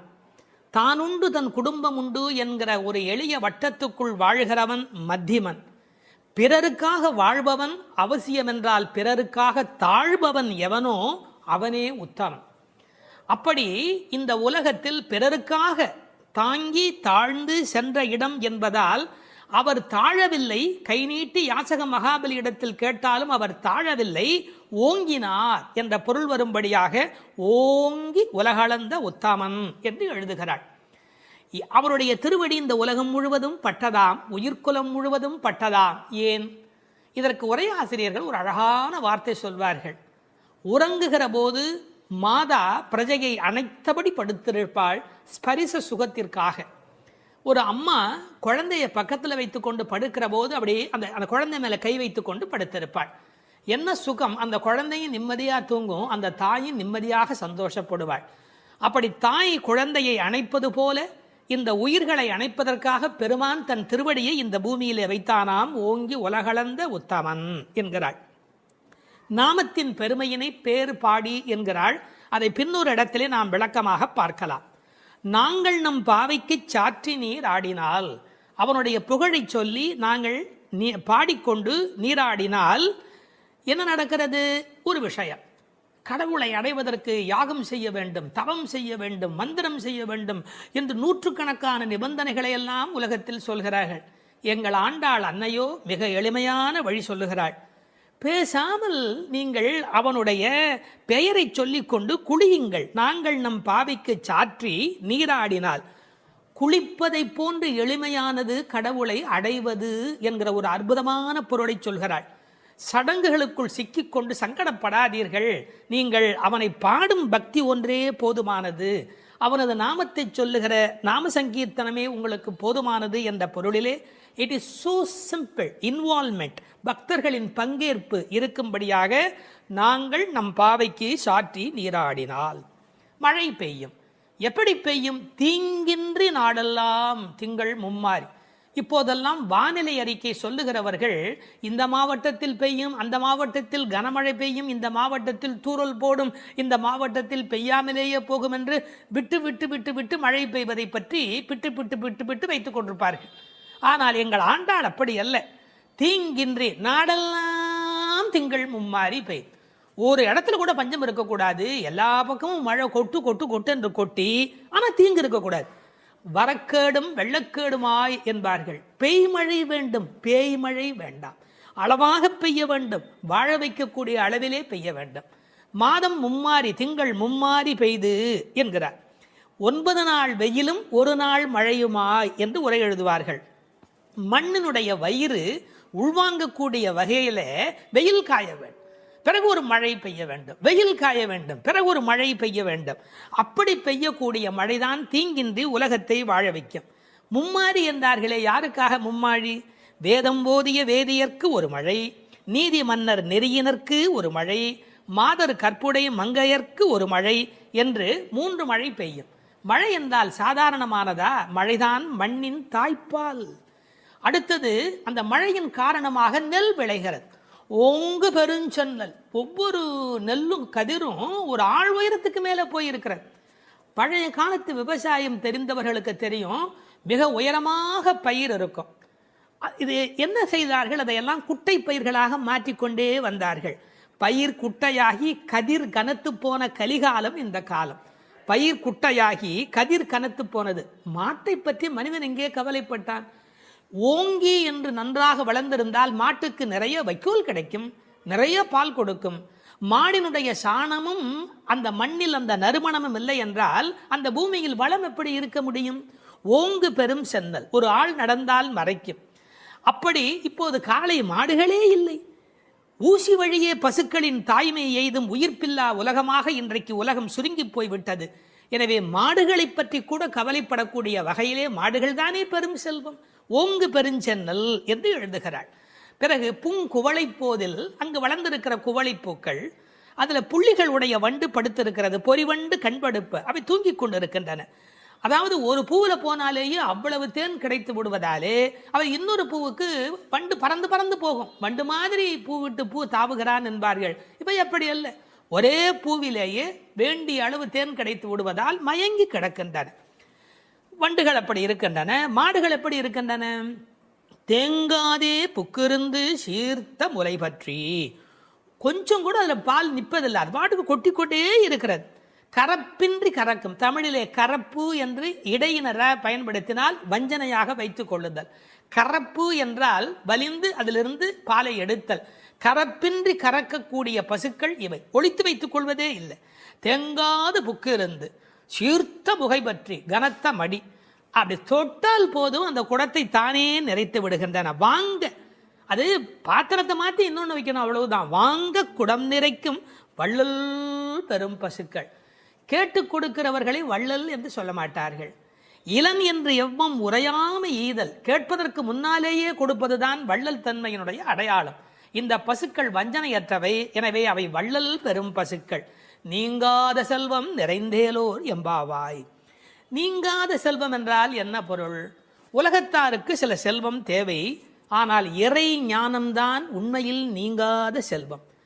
இப்போது இப்படி எடுத்துக்கொள்வோம். பரமனடி பாடி துதித்தால் நீங்காத செல்வம் நிறையும். தீங்கின்றி திங்கள் மும்மாறி பெய்யும். ஓங்கு பெருஞ்சன்னல் விளையும். வாங்க குடம் நிறைக்கும் வள்ளல் பெரும் பசுக்கள். பாருங்க எப்படி ஒன்றை ஒன்று சார்ந்ததாக இருக்கிறது. பகுத்தறிவுவாதிக்கும் பக்தனுக்கு என்ன வித்தியாசம்?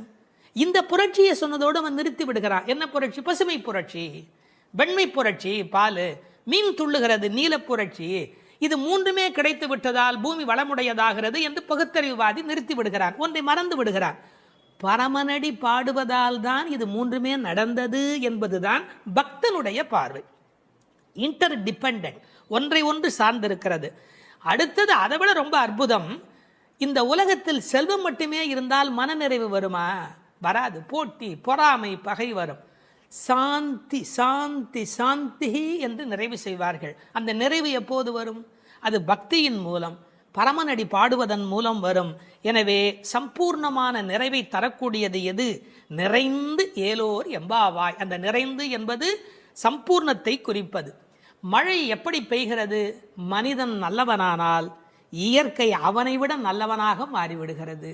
மனிதன் நல்லவனானால் இயற்கை அவனை விட நல்லவனாக மாறிவிடுகிறது. மழை பொழிகிறது, பால் சுரக்கிறது, செல்வம் செழித்தோங்குகிறது என்று வாழ்த்துக்குரிய பாடலாக அமைந்திருக்கிறது இந்த அழகான பாடல். கஞ்சத்தனம் பண்ணிடாதே, உங்கள்கிட்ட இருக்கிற எல்லாத்தையும் கொட்டிடு, எங்களை ஏமாற்றி விடாதே, ஒன்னையும் கையில் வச்சுக்காதே. ஒன்று நீ கைகரவே ஆழியுள் புக்கு முகந்து கொடு ஆர்த்தேரி. நல்ல கடல் வரையிலே உள்ளே போ. இந்த ஆழியுள் புக்கு முகந்து கொடு ஆர்த்தேரி என்பதை எம்பெருமானாரோடு ஓமிப்பார்கள். அவர் கடல் போன்ற தத்துவங்களை எல்லாம் வாங்கி எளிமையான தத்துவங்களாக இந்த உலகத்துக்கு கொடுத்தார். அப்படி ஆழத்திலே உள்ளே போ, ஆழியுள் புக்கு முகந்து கொடு ஆர்த்தேரி. இந்த உலகத்திலேயே சிரமமான விஷயம் ஆழமான பகுதிக்குள் பிரவேசிக்கும் போதுதான். ஒரு மனிதன் தன்னுள் ஆழும் போதுதான் அவனுக்குள் கருணை மழை புறப்படுகிறது. முகந்து கொடு ஆர்த்தேரி, அதாவது ஒரு ஆடியோ எஃபெக்ட். அது எப்படி சத்தம் கொடுத்து கொண்டு இடி இடிக்கிறது என்று ஆர்த்து ஏரி. இந்த மேகம் வெள்ளையா இருக்கிறது, அது சிவப்பாக மாறுகிறது, கருப்பாக மாறுகிறது. கம்பன் பாடுகிற போது சொல்வார், நீரணிந்த கடவுள் நிறத்தவான் ஆரணிந்து சென்று ஆர்களி மேய்ந்து. சிவபெருமான் மாதிரி வெள்ளையா இருக்கிறது, சேரணிந்த முலைத்திரு நங்கை தன் வீரணிந்தவன் மேனையின் மீண்டது. திருமகள் கணவன் போல அது கருப்பாகி வெளியிலே வருகிறது. வெள்ளையிலிருந்து அது கருப்பு மேகமாக மாறுகிறது. எல்லோரும் கருப்பை வெள்ளையாக்குவார்கள், இங்கு வெள்ளை கருப்பாகிறது.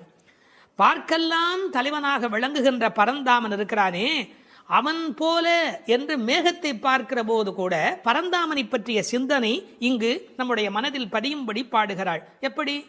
ஊழி முதல்வன் உருவம் போல் மெய்கருத்து. இது வீடியோ. ஆர்த்தேரி என்பது ஆடியோ. இப்போது கண்ணுக்கு முன்பாக கொண்டு வந்து நிறுத்துகிறாள். ஊழி முதல்வன், இந்த உலகத்தின் கடைசி காலத்தினுடைய தலைவனாக அவன் விளங்குகிறான். அவனுடைய உருவம் எப்படி மெய் கருத்து விளங்குகிறதோ அதுபோல் நீ இருக்க வேண்டும். காக்கை சிறகினிலே நந்தலாலா நிந்தன் கரிய நிறம் தோன்றுதையே நந்தலாலா என்று கண்ணனுடைய கருப்பை மகாகவி பாரதி அனுபவித்தார் அல்லவா? அதுபோல அந்த உருவம் மெய்கருத்து விளங்குகிறது. பாருங்கள், இடிப்பதில் ஒரு ஆடியோ எஃபெக்ட், அந்த உருவத்தை வர்ணிப்பதில் ஒரு வீடியோ எஃபெக்ட். இந்த ஆடியோ வீடியோ பாடலை நீங்கள் பாடியோ ஆடியோ இந்த உலகத்தில் வெளிப்படுத்த வேண்டும். பாழியம் தோளுடை பத்மநாபன் கையில். இந்த பெருமானுடைய தோள் எப்படிப்பட்ட தோள் தெரியுமா? பருத்த தோள், பெருத்த தோள், நிறைய பலம் தாங்கக்கூடியது. கம்பன் பாடுகிறார், ராமனுடைய தோள்களை பாடுகிற போது, குன்று போன்றுயர் தோளில் கொற்றவில் ஒன்று தாங்கினான் உலகம் தாங்கினான். அந்த ஒரு தோள் போதும் உலகத்தையே தாங்கிறதுக்கு அப்படின்னு, குன்று போன்றுயர் தோளில் கொற்றவில் ஒன்று தாங்கினான் உலகம் தாங்கினான் என்று பேசுவார் கவிச்சக்கரவர்த்தி கம்பன். நாபியில ஒரு தாமரை இருக்கிறது, அதில் பிரம்மா இருக்கிறார். இருமடியாக பெயராக இவருக்கே பத்மநாபன் என்கிற பெயர் இந்த உலகத்தில் பொருந்தி வருகிறது.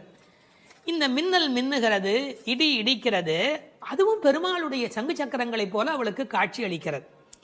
அந்த சக்கராயுதம் எப்படி ஒளி உடையதாக மின்னிக்கொண்டு வருகிறதோ, திருவாழி ஆழ்வான் விரோதிகள் இருக்கும் இடமெல்லாம் போய் எப்படி அழிக்கிறதோ அதுபோல அந்த மின்னல் மின்ன வேண்டும்.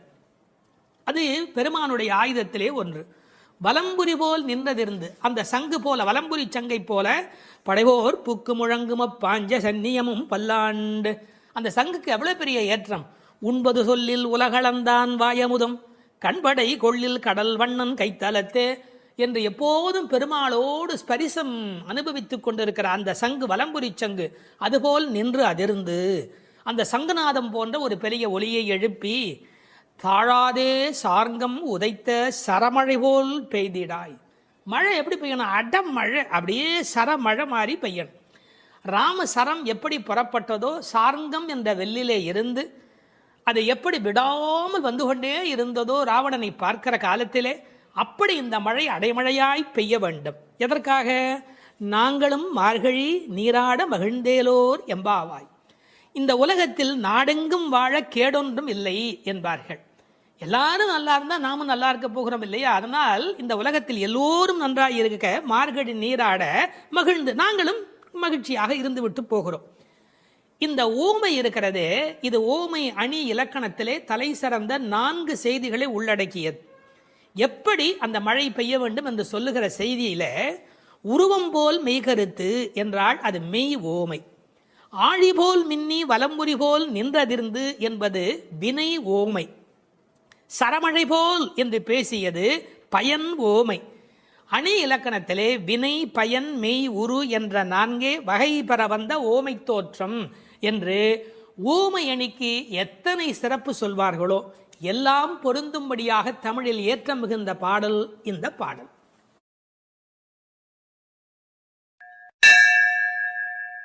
பாவங்களை நீக்கும் 5வது பாடல்.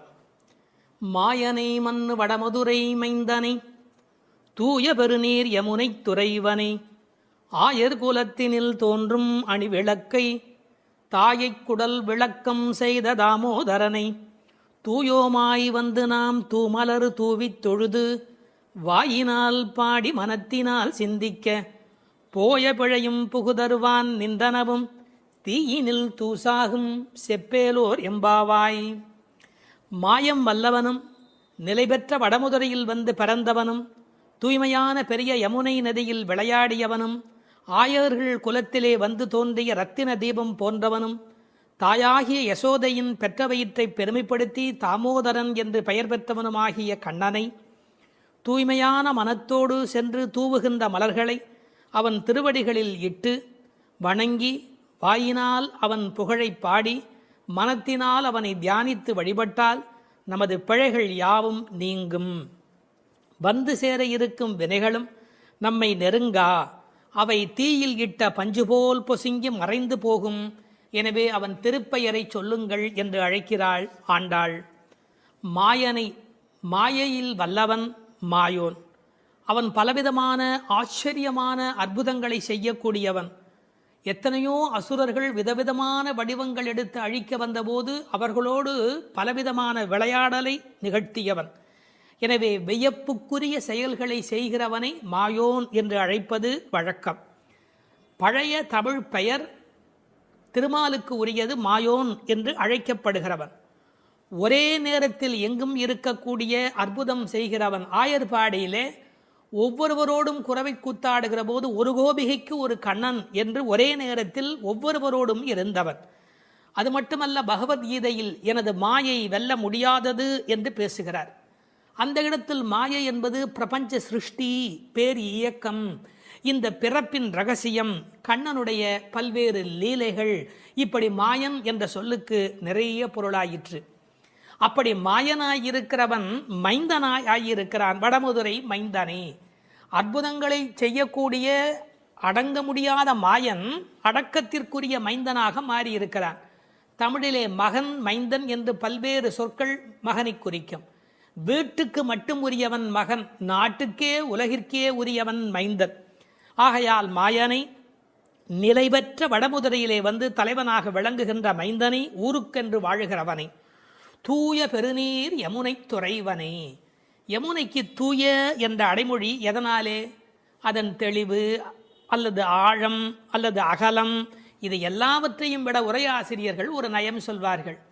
கோதாவரியை சீதை விழித்து தன்னை காப்பாற்றும்படி அழைத்தபோது ராவண பயத்தினாலே கோதாவரி எந்த உதவியும் செய்யவில்லை. ஆனால் இந்த யமுனையோ வசுதேவர் கண்ணனை சுமந்து கொண்டு வருகிற காலத்திலே வழிவிட்டு மிகப்பெரிய நன்மை செய்தது. ஆகையால் இது தூய பெருநீர் என்று ஆயிற்று. அந்த தூய பெருநீர் யமுனை துறைவன். ஒரு நதி எவ்வளவு பெரிய நதியாக இருந்தாலும் பயன் கிடையாது, துறை முக்கியம். நீங்கள் பெரிய பெரிய நதியிலே நீராட வேண்டும் என்றால் படித்துறை என்று ஒரு துறை இருந்தால் தானே நீங்கள் அந்த நதியிலே நீராடி அனுபவிக்க முடியும். இறைவன் பெரியவனாகவே இருந்தாலும் கூட கண்ணன் என்று ஒரு துறை, வைணவம் என்று ஒரு துறை, அதில் கிருஷ்ண அவதாரம் என்கிற ஒரு துறை, ஆண்டாளின் திருப்பாட்டு என்று ஒரு துறை. இப்படி துறை இருந்தால் மட்டுமே குளிப்பது எப்படி, அனுபவிப்பது எப்படி? வெறும் ஆற்றிலே போய் நீராடி விட முடியுமா? அந்த துறை முக்கியம். அந்த யமுனை துறைவன் என்ற சொல்லிலே இருக்கிற அழகு, கோபியரோடு உமிழ்ந்து விளையாடிய தேக சம்பந்தம் உடைய நதி என்று அந்த நதிக்கு பெருமை எழுதினார்கள்.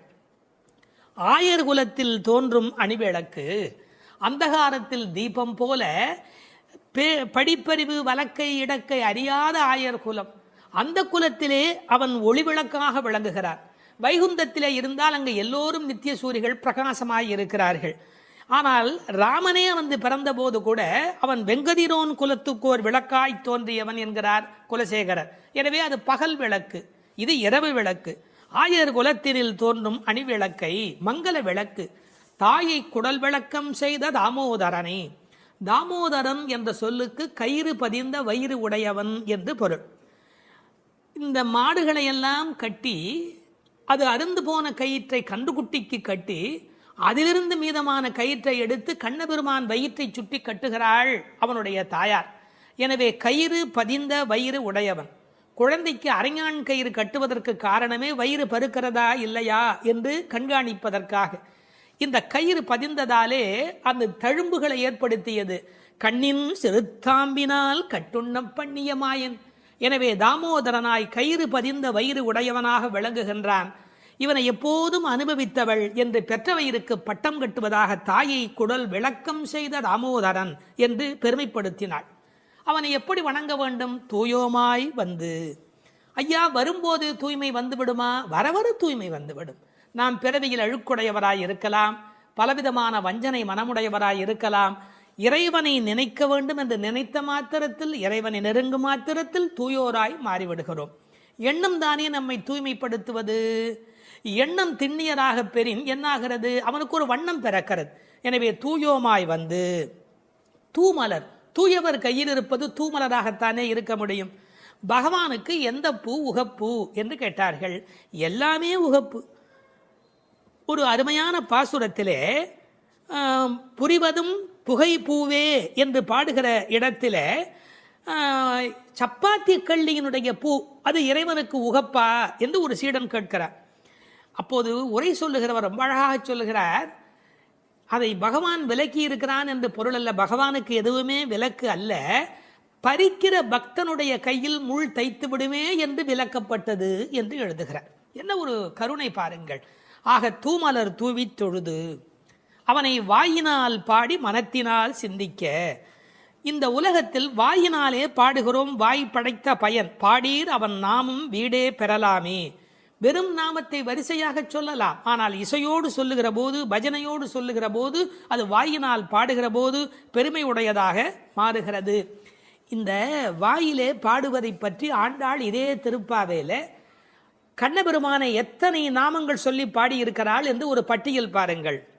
நந்தகோபன் குமரன், யசோதை இளம் சிங்கம், கதிர்மதியம் போல் முகத்தான், நாராயணன், பார்க்கடலுள் பையத்து இன்ன பரமன், ஓங்கி உலகளந்த உத்தமன், ஊழி முதல்வன், பத்மநாபன், மாயன், வடமதுரை மைந்தன், யமுனை துறைவன், ஆயர்குல அணி விளக்கு, தாமோதரன், புள்ளரையன், வள்ளத்தரவியில் துயிலமர்ந்த வித்து, மூர்த்தி, கேசவன், மாவாய் பழந்தான், தேவாதி தேவன், மாமாயன், மாதவன், வைகுந்தன், புண்ணியன், முகில்வண்ணன், மனத்துக்கினியான், புள்ளின் வாய் கீண்டான், பொல்லா அரக்கனை கிள்ளி களைந்தான், சங்கொடு சக்கரம் ஏந்தும் தடக்கையன், பங்கைய கண்ணன், வல்லானை கொன்றான், மாற்றாரை மாற்றழிக்க வல்லான், மணிவண்ணன், உம்பர் கோமான், மலர் மார்பன், கலியே, செப்பமுடையாய், திரளுடையாய், விமலா, ஊற்றமுடையாய், பெரியாய், சுடரே, பூவை பூவண்ணா, அன்றி உலகம் அளந்தாய், தென்னிலங்கை செற்றாய், பொன்றச் சகடம் உடைத்தாய், கன்று குணிலாய் எறிந்தாய், ஒருத்தி மகன், நெடுமால் மால், ஆலின் இலையாய்,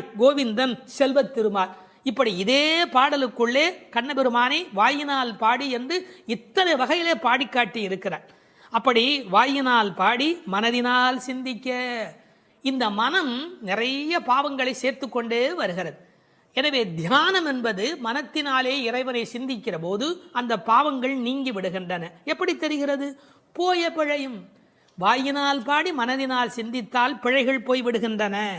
புகுதருவான் நின்றனவும். இனி நமக்கு வரவேண்டிய எஞ்சிய வினைகள் இருக்கின்றனவே, இந்த பிறவியில் செய்வன, அவை உட்பட எப்படி மாறுகிறது? தீயினில் தூசா. நெருப்பில் எப்படி பஸ்பமாக போய்விடுவோம், அப்படி நம்முடைய பழைய பாவங்கள் எல்லாம் நெருப்பில் இட்டது போல தீயினில் தூசாகும். செப்பேலோர் எம்பாவாய் என்கிறாள். இந்த 5 பாடல்களோடு ஒரு முதல் பகுதி நிறைவு பெறுகிறது. நோன்பு நோற்க புறப்பட வேண்டியதையும், நோன்பு எவ்வாறு நிகழ்த்துவது என்பதையும், நோன்பினால் மழை பெய்யும் என்பதையும், நோற்கும் போது மனோ வாக்கு காயத்தால் நாம் அடைகின்ற இறைவன், அவனை அடைவதற்கான வழி, அதனால் நம் வினை அழியும் என்ற செய்திகளையும் இந்த 5 பாடல்களாலே குறிப்பிட்டாள். அது மட்டுமல்ல, நாராயணனே என்ற முதல் பாடலிலும், பார்க்கடலில் பையத்து என்ற பரமன் என்ற 2ஆம் பாடலிலும், ஓங்கி உலகளந்த உத்தமன் என்ற 3ஆம் பாடலிலும், ஆழிமழை கண்ணா என்று 4ஆம் பாடலிலும், மாயனை மண் வடமயிறு மைந்தன் என்று கண்ணனை 5ஆம் பாடலிலும் குறிப்பிட்டது. உச்சத்திலே பரத்துவத்திலே இருக்கிற பெருமான் வியூகத்திலே எழுந்தருளி அவதாரமாக அவன் மகாபலி சக்கரவர்த்தி இடத்திலே வாமனாவதாரம் எடுத்து வந்த செய்தியை சொல்லி அவன் வருணனுக்குள்ளே அந்தர்யாமித்துவத்தோடு இருப்பதை 4வது பாடலிலே விளக்கி அர்ச்சாவதாரத்தை 5வது பாடலிலே நிறைவு செய்கிறாள். இந்த முதல் 5 பாடல்களோடு ஒரு பகுதி நிறைவு பெறுகிறது. பின்னர் மற்றவரை எழுப்புவது தொடங்குகிறது. வேதம் அனைத்துக்கும் வித்தான திருப்பாவையின் 6வது பாடல். இது பாடல் தொடங்கி திருப்பள்ளி எழுச்சியாக அமைகிறது. உறங்குகிற பெண்ணை வெளியில் இருக்கிறவள் எழுப்புவது போல பாடலின் அமைப்பு முறை. விடிந்தது என்பதற்கான அடையாளங்கள் சொல்லி எழுப்புகிறார்கள். புள்ளும் சிலம்பினகான் புள்ளரையன் கோயிலில் வெள்ளை வெளிசங்கின் பேரரவம் கேட்டிலையோ, பிள்ளாய் எழுந்திராய் பேய்முலை நஞ்சுண்டு கள்ளச்சகடம் கலக்கழிய காலோச்சி வெள்ளத்து அரவில் துயில் அமர்ந்த வித்தினை உள்ளத்து கொண்டு முனிவர்களும் யோகிகளும் மெல்ல எழுந்து ஹரி என்ற பேரரவம் உள்ளம் புகுந்து குளிர்ந்தேலோர் எம்பாவாய். முன் அனுபவம் ஏதுமில்லாத கன்னிப்பெண்ணே, இன்னும் உறங்குகிறாயே? விடியலை முன்னே அறிந்து கொள்ளும் இயல்புடைய பறவைகளும் கூட எழுந்து ஓசை எழுப்பி இறை தேட புறப்பட்டு விட்டனவே, அது உனக்கு தெரியவில்லையா? பறவைகளுக்கு அரசனான கருடனை வாகனமாக கொண்ட திருமால் திருக்கோயிலிலே வெண்மை நிறமுள்ள சங்கு தன் ஒலி எழுப்பி அழைக்கின்ற பேரோசை உன் காதில் விழவில்லையா? பெண் பிள்ளையே, விரைவில் படுக்கையை விட்டு எழுந்திரு. முன்பு தன் தாய் யசோதை வடிவில் முலைக்காம்பில் நஞ்சையே தீட்டிக் கொண்டு வந்து கண்ணனுக்கு வஞ்சகமாக பாலூட்ட கருதினாளே பூதனை. அவளிடம் பால் பருகுவது போல முலையுண்டு அவள் உயிரையும் உண்டானே கண்ணன். முன்பு கள்ளத்தனமாக சக்கரமாக அவன் முன் தோன்றினானே சகடாசுரன். அவனை தன் திருவடிகளை உயர்த்தியே உதைத்து அவன் கலக்கம் அடைந்து அழிந்து போனானே அந்த கண்ணன். திருப்பார்கடலிலே அமைந்திருக்கும் ஆதிசேஷன் என்னும் பாம்பின் மேல் அரிதுயில் கொண்டிருக்கிறானே அந்த கண்ணன். இவ்வுலக உற்பத்திக்கு மூல காரணமான அந்த கண்ணனை தம் உள்ளத்திலேயே இடைவிடாது தியானித்து கொண்டிருக்கும் முனிவர்களும் இறைவனை எளிதில் அடையும் யோகம் போன்ற உபாயங்களையும் செய்து கொண்டிருக்கும் யோகியர்களும் அலுங்காது அசையாது மெதுவாக நிதானமாக எழுந்து ஹரி ஹரி என்று திருமாலை எண்ணிப்பாடும் பேரோசை உன்னுடைய காதுகளில் கேட்கவில்லையா? ஆனால் இவ்வோசைகள் எல்லாம் எங்கள் செவி வழி புகுந்து உள்ளத்திற்கு குளிர்ச்சி தருகின்றனவே. இந்த அனுபவத்தை எங்களுடன் பகிர்ந்து கொள்வதற்காகவாவது நீ எழுந்து வரமாட்டாயா? இது பாடலின் திரண்ட பொருள். புள்ளும் சிலம்பினகான் புள்ளரையன் கோயிலில். புள்ளும் சிலம்பினகான் என்பது இயற்கையின் அழைப்பு. காலையிலே பறவைகள் ஒலி எழுப்புகின்றன. இதில் புள்ளும் என்றால் அந்த உம்மை சிறப்பு உம்மை. காலை பொழுது எப்படி விடுகிறது என்றால் கோழி கூவுது என்று ஒரு வார்த்தை சொல்வார்கள். மனித வாழ்க்கை இயற்கையோடு கலந்து நிற்கக்கூடிய தனித்த சிறப்புடையது. அது காலையில் இறை தேடுவதற்கு புறப்படுவதற்கு முன்பாக ஒலி எழுப்பி அதன் பிறகு புறப்படும்.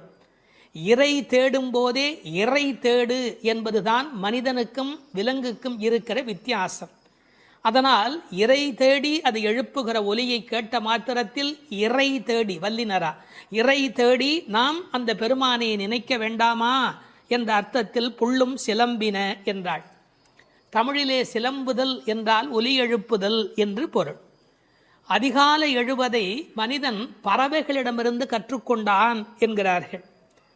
அது மட்டுமல்ல, பறவைகள் மனிதனுக்கு எச்சரிக்கை உணர்வை ஊட்டக்கூடிய ஒரு அடையாளம். ஒரு காலத்தில் காடுகளில் மனித இனம் வாழ்ந்த காலத்தில் பதுங்கி வரும் பாய்ச்சல் மிருகங்கள் குறித்து எச்சரிக்கை ஒலி எழுப்பும் இயல்பு பறவைகளுக்கு உண்டு. எனவே பறவைகளின் ஒலியை பார்த்து வருகிற நன்மை தீமைகளை மனிதன் உணர்கிற பழக்கம் அன்று தொட்டிருந்திருக்கிறது.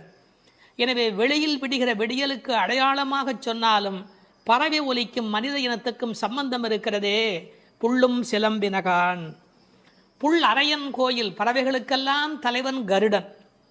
அந்த கருடன் கோயிலிலே, அதாவது திருமாலுடைய திருக்கோயிலிலே சங்கு ஒலி எழுப்பி அழைக்கிறார்களாம். வெள்ளை வெளிசங்கின் பேரரவம் கேட்டிலையோ. வெள்ளை விழிசங்கு அது ரொம்ப தூய்மையான சங்கு.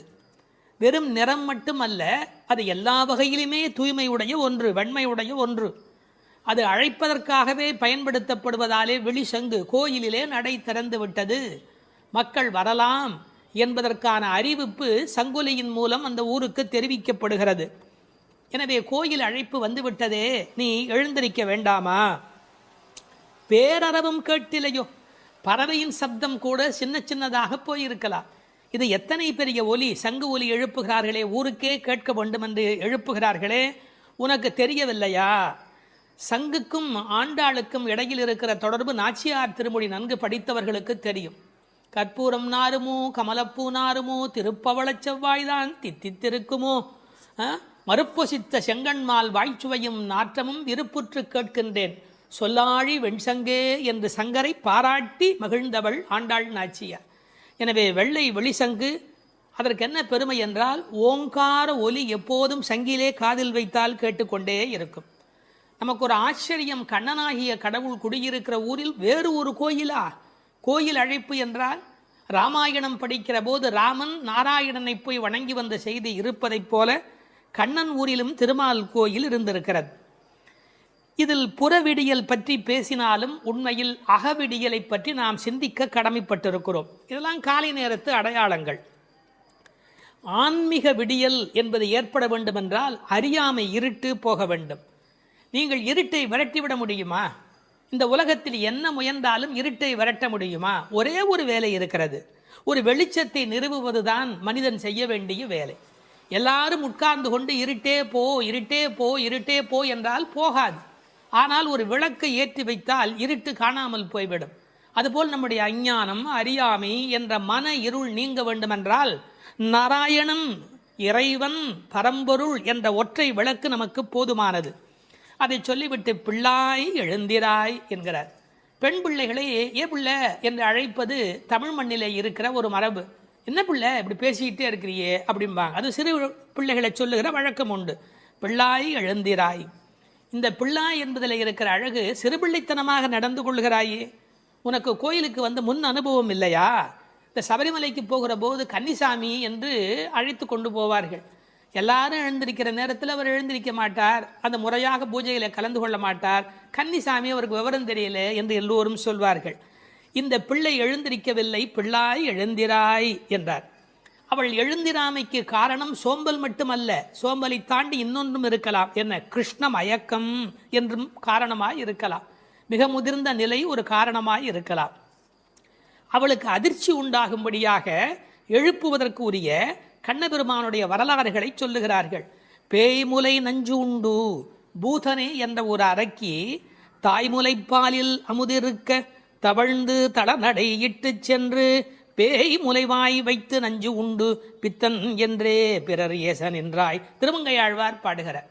அதாவது தாயிடத்தில் அமுது உண்ணாமல் பேயிடத்தில் போய் உண்டு அவளுக்கு மேலே போவதற்கான வழிமுறையை செய்த பூதனையினுடைய வரலாறு, அரக்கியின் வரலாற்றை சொல்லுகிறார். அடுத்து இன்னொரு வரலாறு, கள்ளச்சகடம் கலக்கழிய காலோச்சி. கள்ளச்சகடம், சகடாசுரன் என்ற ஒரு அசுரன் வஞ்சனையான வடிவத்தில் சக்கரமாய் வருகிறான். அப்போது பெருமான் என்ன செய்தார்? தம் கால்களாலே எட்டி உதைத்தார். தன்னை நேடி வந்த ஆபத்தை அவர் விரட்டுகிறார். என்ன நயம் சொல்வார்கள் தெரியுமா? பெருமாளுடைய திருவடி நம்முடைய கஷ்டத்தை போக்குகிறது என்பதையும் தாண்டி பெருமாளின் துன்பத்தையே போக்கக்கூடியது. இப்படிலாம் அர்த்தம் சொல்லலாமா என்று கேட்பார்கள். உயர்வர உயர்நலம் உடையவன் எவனவன், மயர்வர மதிநலம் அருளினன் எவன் அவன். இந்த பாசுரத்திலே துயரரு சுடரடி என்று ஒரு வாசகம் வரும். அந்த துயரரு சுடரடி என்பதற்கு வியாக்கியானம் செய்த பெருமக்கள் நம்முடைய துயர் என்று கூட அர்த்தம் செய்ய வேண்டிய அவசியமில்லை. பக்தனுக்கு அனுகிரகம் பண்ணுவதற்கு திருவடி இருந்தும் பக்தன் தன்னிடத்தில் வந்து அதை பெறாத போது பகவான் துயரமுறுகிறான். தாய் தன்னுடைய முலைப்பாலை தரையிலே பீச்சுமா போல அருளை அவன் பக்தர்களுக்கு வழங்குகிறான் என்று எழுதினார்கள். எனவே பெருமானுடைய திருவடி பெருமானுடைய துன்பங்களையே நீக்கியது என்றும் பொருள் கொள்ளலாம். மனிதர்களுக்கு ஒவ்வாதது ரெண்டு காரம், ஒன்று அகங்காரம், மமகாரம். அப்படி தோன்றிய அசுரர்களை அவன் அழித்திருக்கிறான். வெள்ளத்தரவில் துயிலமர்ந்த வித்து, இந்த உலகத்துக்கெல்லாம் மூலமான வித்து. நல்ல தண்ணீர் நனைத்துதான் விதையை நடுவார்கள். இவன் வெள்ளத்து அரவில் பார்க்கடலிலே பாம்பிலே படுத்திருக்கிறான். வெள்ளை வெள்ளத்தின் மேலொரு பாம்பின் மிசை கள்ள நித்திரை கொள்ளும் பரமன் என்பார்கள். நீர் குளிர்ச்சி, பாம்பு குளிர்ச்சி, அந்த குளிர்ச்சிக்கு மேல் குளிர்ச்சியாக கண்ணபெருமானுடைய தோற்றம் குளிர்ச்சி. முதல் தனி வித்தேயோ என்று நம்மாழ்வார் பாடுவார். ஆலமரு வித்தின் அரும் குரலன் என்று கம்பர் பாடுவார். விச்சி இன்றி விளைவது இல்லை என்று பிரகலாதனுடைய சரித்திரத்தை பாட வந்த இடத்திலே கவி சக்கரவர்த்தி கம்பன் பாடுகிறார். இந்த உலகத்துக்கெல்லாம் ஒரு மூல விதை உண்டு, அந்த விதை இறைவன் என்பதை புரிந்து கொள்ள வேண்டும். உள்ளத்து கொண்டு முனிவர்களும் யோகிகளும் ஹரி ஹரி ஹரி என்ற தியானம் செய்து கொண்டு மனத்தால் வணங்குகிறவர்கள், தியானம் செய்கிறவர்கள் முனிவர்கள். சரீரம் மனம் எல்லாவற்றையும் கொண்டு கிரியைகள் மூலமாக செய்கிறவர்கள் யோகிகள். எப்படி எழுந்திருக்கிறார்கள்? மெல்ல எழுந்து ஒரே எழுதினார்கள். கர்ப்பிணி பெண் குழந்தைக்கும் நோகாமல் தனக்கும் நோகாமல் எப்படி மெல்ல எழுவாளும். அதாவது உள்ளத்திலே இருக்கிற பெருமாளுடைய தலைப்பூ ஆடாது, தலைப்புனா தலையில் வைத்திருக்கிற பூ கூட அசையாதபடி அப்படி எழுவார்களாம் அவனுடைய அடியார்கள். ஹரி என்ற வாசகத்தோடு எழுகிறார்கள். ஹரி என்ற பேரறவும் உள்ளம் புகுந்து குளிர்ந்தேலோர் எம்பாவாய், உன் உள்ளத்தில் புகுந்து குளிர்ச்சியினை உண்டாக்கட்டும் என்று இந்த பாசுரம் நிறைவு பெறுகிறது.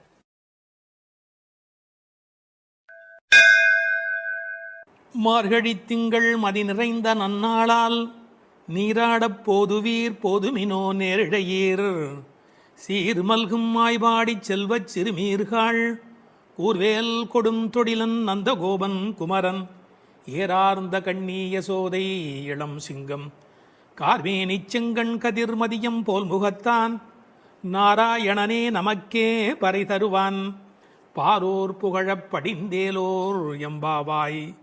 முதல் பாசுரம். இதனுடைய பொருளை முதலில் சுருக்கமாக பார்த்துவிட்டு பிறகு நாம் விரிவாக சிந்திப்பது பொருத்தம் என்று கருதி உரை முதலில் சொல்லிவிடுகிறேன். நேரிழையீர், சிறந்த ஆபரணங்களை அணிந்த பெண்களே, வளம் நிறைந்த திரு ஆயர்பாடியின் செல்வச் சிறுமியர்களாகிய நாம் காத்திருந்த மார்கழி மாதம், பூரண சந்திரனுடன் கூடிய பௌர்ணமி நன்னாள், நாம் அனைவரும் கூடி மார்கழி நீராட்டத்தில் கலந்து கொள்ள வேண்டாமா? நீராட விருப்பமுடையவர்கள் அனைவரும் வாருங்கள் வாருங்கள். கூர்மையான வேலாயுதத்தை கைகளில் கொண்டவனும் கொடிய போர்த்தொழிலில் வல்லவனுமான நந்தகோபரின் திருமகன் கண்ணன், அழகிய கண்களை உடைய யசோதைக்கு வாய்த்த சிங்கக்குட்டி போன்றவன், மேக நிறத்தவன், சிவந்த கண்களை உடையவன், அவனது கண்கள் சூரியன் போன்றும் சந்திரன் போன்றும் ஒளி வீசக்கூடியவை. அவன் நாராயணன். அவன் நிச்சயம் நமக்கு நோன்பின் பலனை, அதாவது பறை அருள்வான். அதன் பயனாக உலகம் நம்மை புகழும். வாருங்கள் நீராட என்று அழைப்பதாக அமைந்திருக்கிற முதல் பாடல் இந்த பாடல். மார்கழி திங்கள் மதி நிறைந்த நன்னாளால் என்று சிறந்த மார்கழி மாதத்திலே பௌர்ணமி நல்ல நாளிலே இந்த நோன்பு தொடங்குகிறது என்று தொடங்குகிறாள். எதை தொடங்குவதற்கும் நல்ல காலம் வாய்ப்பது என்பது பெரிய காரியம். அதிலும் இறைவனை வணங்குவதற்கு எந்த நாள் தொடங்குகிறதோ அந்த நாள் நல்ல நாள். திங்கள் என்ற சொல்லினாலே பௌர்ணமியை குறிப்பது வழக்கம், முழு நிலவை குறிப்பது வழக்கம். ஆனால் பழைய காலத்தில் காலக்கணக்கு என்பதே பௌர்ணமி நிலவை அடிப்படையாக வைத்து சாந்திராயன மாதக்கணக்கு தொடங்கியமையினால் பௌர்ணமி எப்போதும் மாதத்தின் தொடக்கமாக கருதப்பட்டது. இந்த மார்கழி மாதம் கொண்டாடத்தக்க ஒரு காலம். பல காரணங்கள். இதமான குளிர், அளவான பனி, செழுமையான மழை பெய்து எல்லா இடத்திலும் நீர் வளம் நிரம்பி இருக்கிற ஒரு காலம், மழை முடிந்து விளைச்சல் தொடங்கி இருக்கிற ஒரு காலம், கறவைகள் நிறைய பால் கொடுக்கிற ஒரு பொற்காலம். அப்பொழுது ஆயர்பாடியில் மக்கள் மகிழ்வதில் என்ன வித்தியாசம் இருக்கிறது? அரசர்கள் கூட திக்விஜயத்திற்கு தேர்ந்தெடுத்து கொள்ளுகிற காலம் மார்கழி மாதம். எனவே அந்த மார்கழியை கொண்டாடினார்கள். அது மட்டும் அல்ல, இது ஒரு வெறும் இலக்கியம் அல்ல, ஞான நூல். ஒரு நாளை நாம் பகல் இரவு என்று பிரித்து அதில் பிரம்ம முகூர்த்தம் என்று சிற்றம் சிறுகாலைக்கு முந்திய நேரத்தை கொண்டாடுகிறோம். அப்படி ஒரு வருடமே தேவர்களுக்கு நாளாக மாறுகிற காலத்தில் மார்கழி தேவர்களின் விடியலாய் பிரம்ம முகூர்த்தமாய் கருதப்படுகிறது. மனதை மயக்கும் அந்த மாதத்தில் காற்று மண்டலம் மாசுபடாமல் இருக்கிறது. உடலும் உள்ளமும் புத்துணர்ச்சி உடையதாக விளம்புகிறது. சரியாக சொல்வதென்று சொன்னால் உலகம் தன்னை புதுப்பித்துக் கொள்ளும் பொற்காலம். உலகம் தன்னை புதுப்பித்துக் கொள்ளும் பொற்காலம். அந்நேரத்தில் நாம் நம்மை புதுப்பித்துக் கொள்ளுவதற்குத்தான் மார்கழியில் நோன்பு. மார்கழி திங்கள் மதி நிறைந்த நன்னாளால் மார்கழியை மனிதர்கள் மட்டும் கொண்டாடுவதில்லை. நான் மாதங்களில் மார்கழி என்று கீதையில் கண்ணன் தன்னை மார்கழியாகவே அடையாளம் காணுகிறார். மதி நிறைந்த நன்னாள் என்றாள். ஒரு சின்ன குறிப்பு இருக்கிறது. மதி நிறையும் போது மதி குறையும். என்ன? மதி நிறையும் போது மதி குறையும். பௌர்ணமி நாளில் சில பேருடைய மதி பாதிக்கப்படும். ஆங்கிலத்தில் லுனார் என்ற சொல்லும் லுனாட்டிக் என்ற சொல்லும் ஒன்றுக்கொன்று தொடர்புடையவை. உணர்ச்சி மேலோங்குவதால் மனம் தடுமாறுகிற காலம் மதி நிறைகிற காலம். நாம் உணர்ச்சியை வென்று அறிவை கொண்டு இறைவனை அடைய வேண்டும் என்பதற்காக அந்த மாதம் கொண்டாடப்படுகிறது. மார்கழி மாதத்தின் பௌர்ணமி கொண்டாடப்படுகிறது. மூன்த் என்ற சொல்லும் மந்த் என்ற சொல்லும் ஒன்றிலிருந்து ஒன்று அடிப்படையாக பிறந்தது என்று ஆங்கிலத்திலே ஒரு கணக்கு உண்டு. எனவே மார்கழியை கொண்டாடி அதில் பௌர்ணமியை கொண்டாடுகிறார்கள். ஒரு பெரிய அழகு, இவர்கள் நாள் பார்த்து தொடங்கினார்களோ இல்லையோ, நல்லது தொடங்கும் போது நாள் தானே வாய்க்கிறது, கோல் விழுக்காட்டிலே விழுந்தாற் போலே என்று உரை எழுதுவார்கள். தெருக்களை அடைத்த ஒரு கோலம், வீட்டு வாசல் முகம் கழுவி சாணி தன் தலையில் ஒரு பரங்கிப்பூ கிரீடத்தை வைத்திருக்கிற அருமையான வேளை. புதுமணல் பூத்த ஆற்று வெளியில் நிலவின் தகதகப்பில் கருப்பு கண்ணனுடன் கைகோர்த்து கோபிகைகள் குறவை கூத்தாடி அந்த புண்ணிய பொழுது. அந்த பொழுதை நினைத்து ஸ்ரீமத் பாகவதத்தில் பேசப்படுகிற அந்த காலகட்டத்தை நினைத்து இந்த பெண்கள் அந்த காலத்தை கொண்டாடினார்கள். நீராட போதுவீர் போதுமினும், இறைவனை வணங்குவதற்கு எந்த தகுதியும் தேவையில்லை, வருகிற விருப்பம் ஒன்று மட்டும் போதும். அதைத்தான் போதுவீர் போதுமினோ என்ற வார்த்தையினால் சொன்னாள். போகிறவர்களை போகவிட்டு அவர்கள் புற அழகு பார்த்திருக்கிறாள். மற்ற இடங்களில் போட்டி இருக்கலாம், கடவுளை தரிசிப்பதில் மனிதனுக்குள் போட்டி இருக்கக்கூடாது, பொறாமை இருக்கக்கூடாது. இந்த உலகத்தில் தின்பண்டங்களை கூட பங்கிட்டு உண்ண வேண்டும் என்று நினைக்கிற போது கண்ணனோடு செய்கின்ற கலவியினை, கண்ணனோடு கலந்து பழகுகிற வாய்ப்பை எல்லோரும் சேர்ந்து பருகிக்கொள்ள வேண்டும் என்பதால் தான் போதுவீர் போதுமினோ என்று சொல்கிறாள். நீராட என்பது ஆற்றில் குளத்தில் ஆடுதல் மட்டுமல்ல, அவன் குணக்கடலில் குளித்தல், குணக்கடலில் குளித்தல். அதனால்தான் அடியார்களோடு போக வேண்டும் என்று அழைத்து கொண்டு போகிறாள். எங்கு போவதாக இருந்தாலும் விவரம் தெரிந்தவர்களுடன் போக வேண்டும் என்பதால் விவரம் தெரிந்த பழைய அடியார்களோடு போக வேண்டும் என்று நினைக்கிறாள்.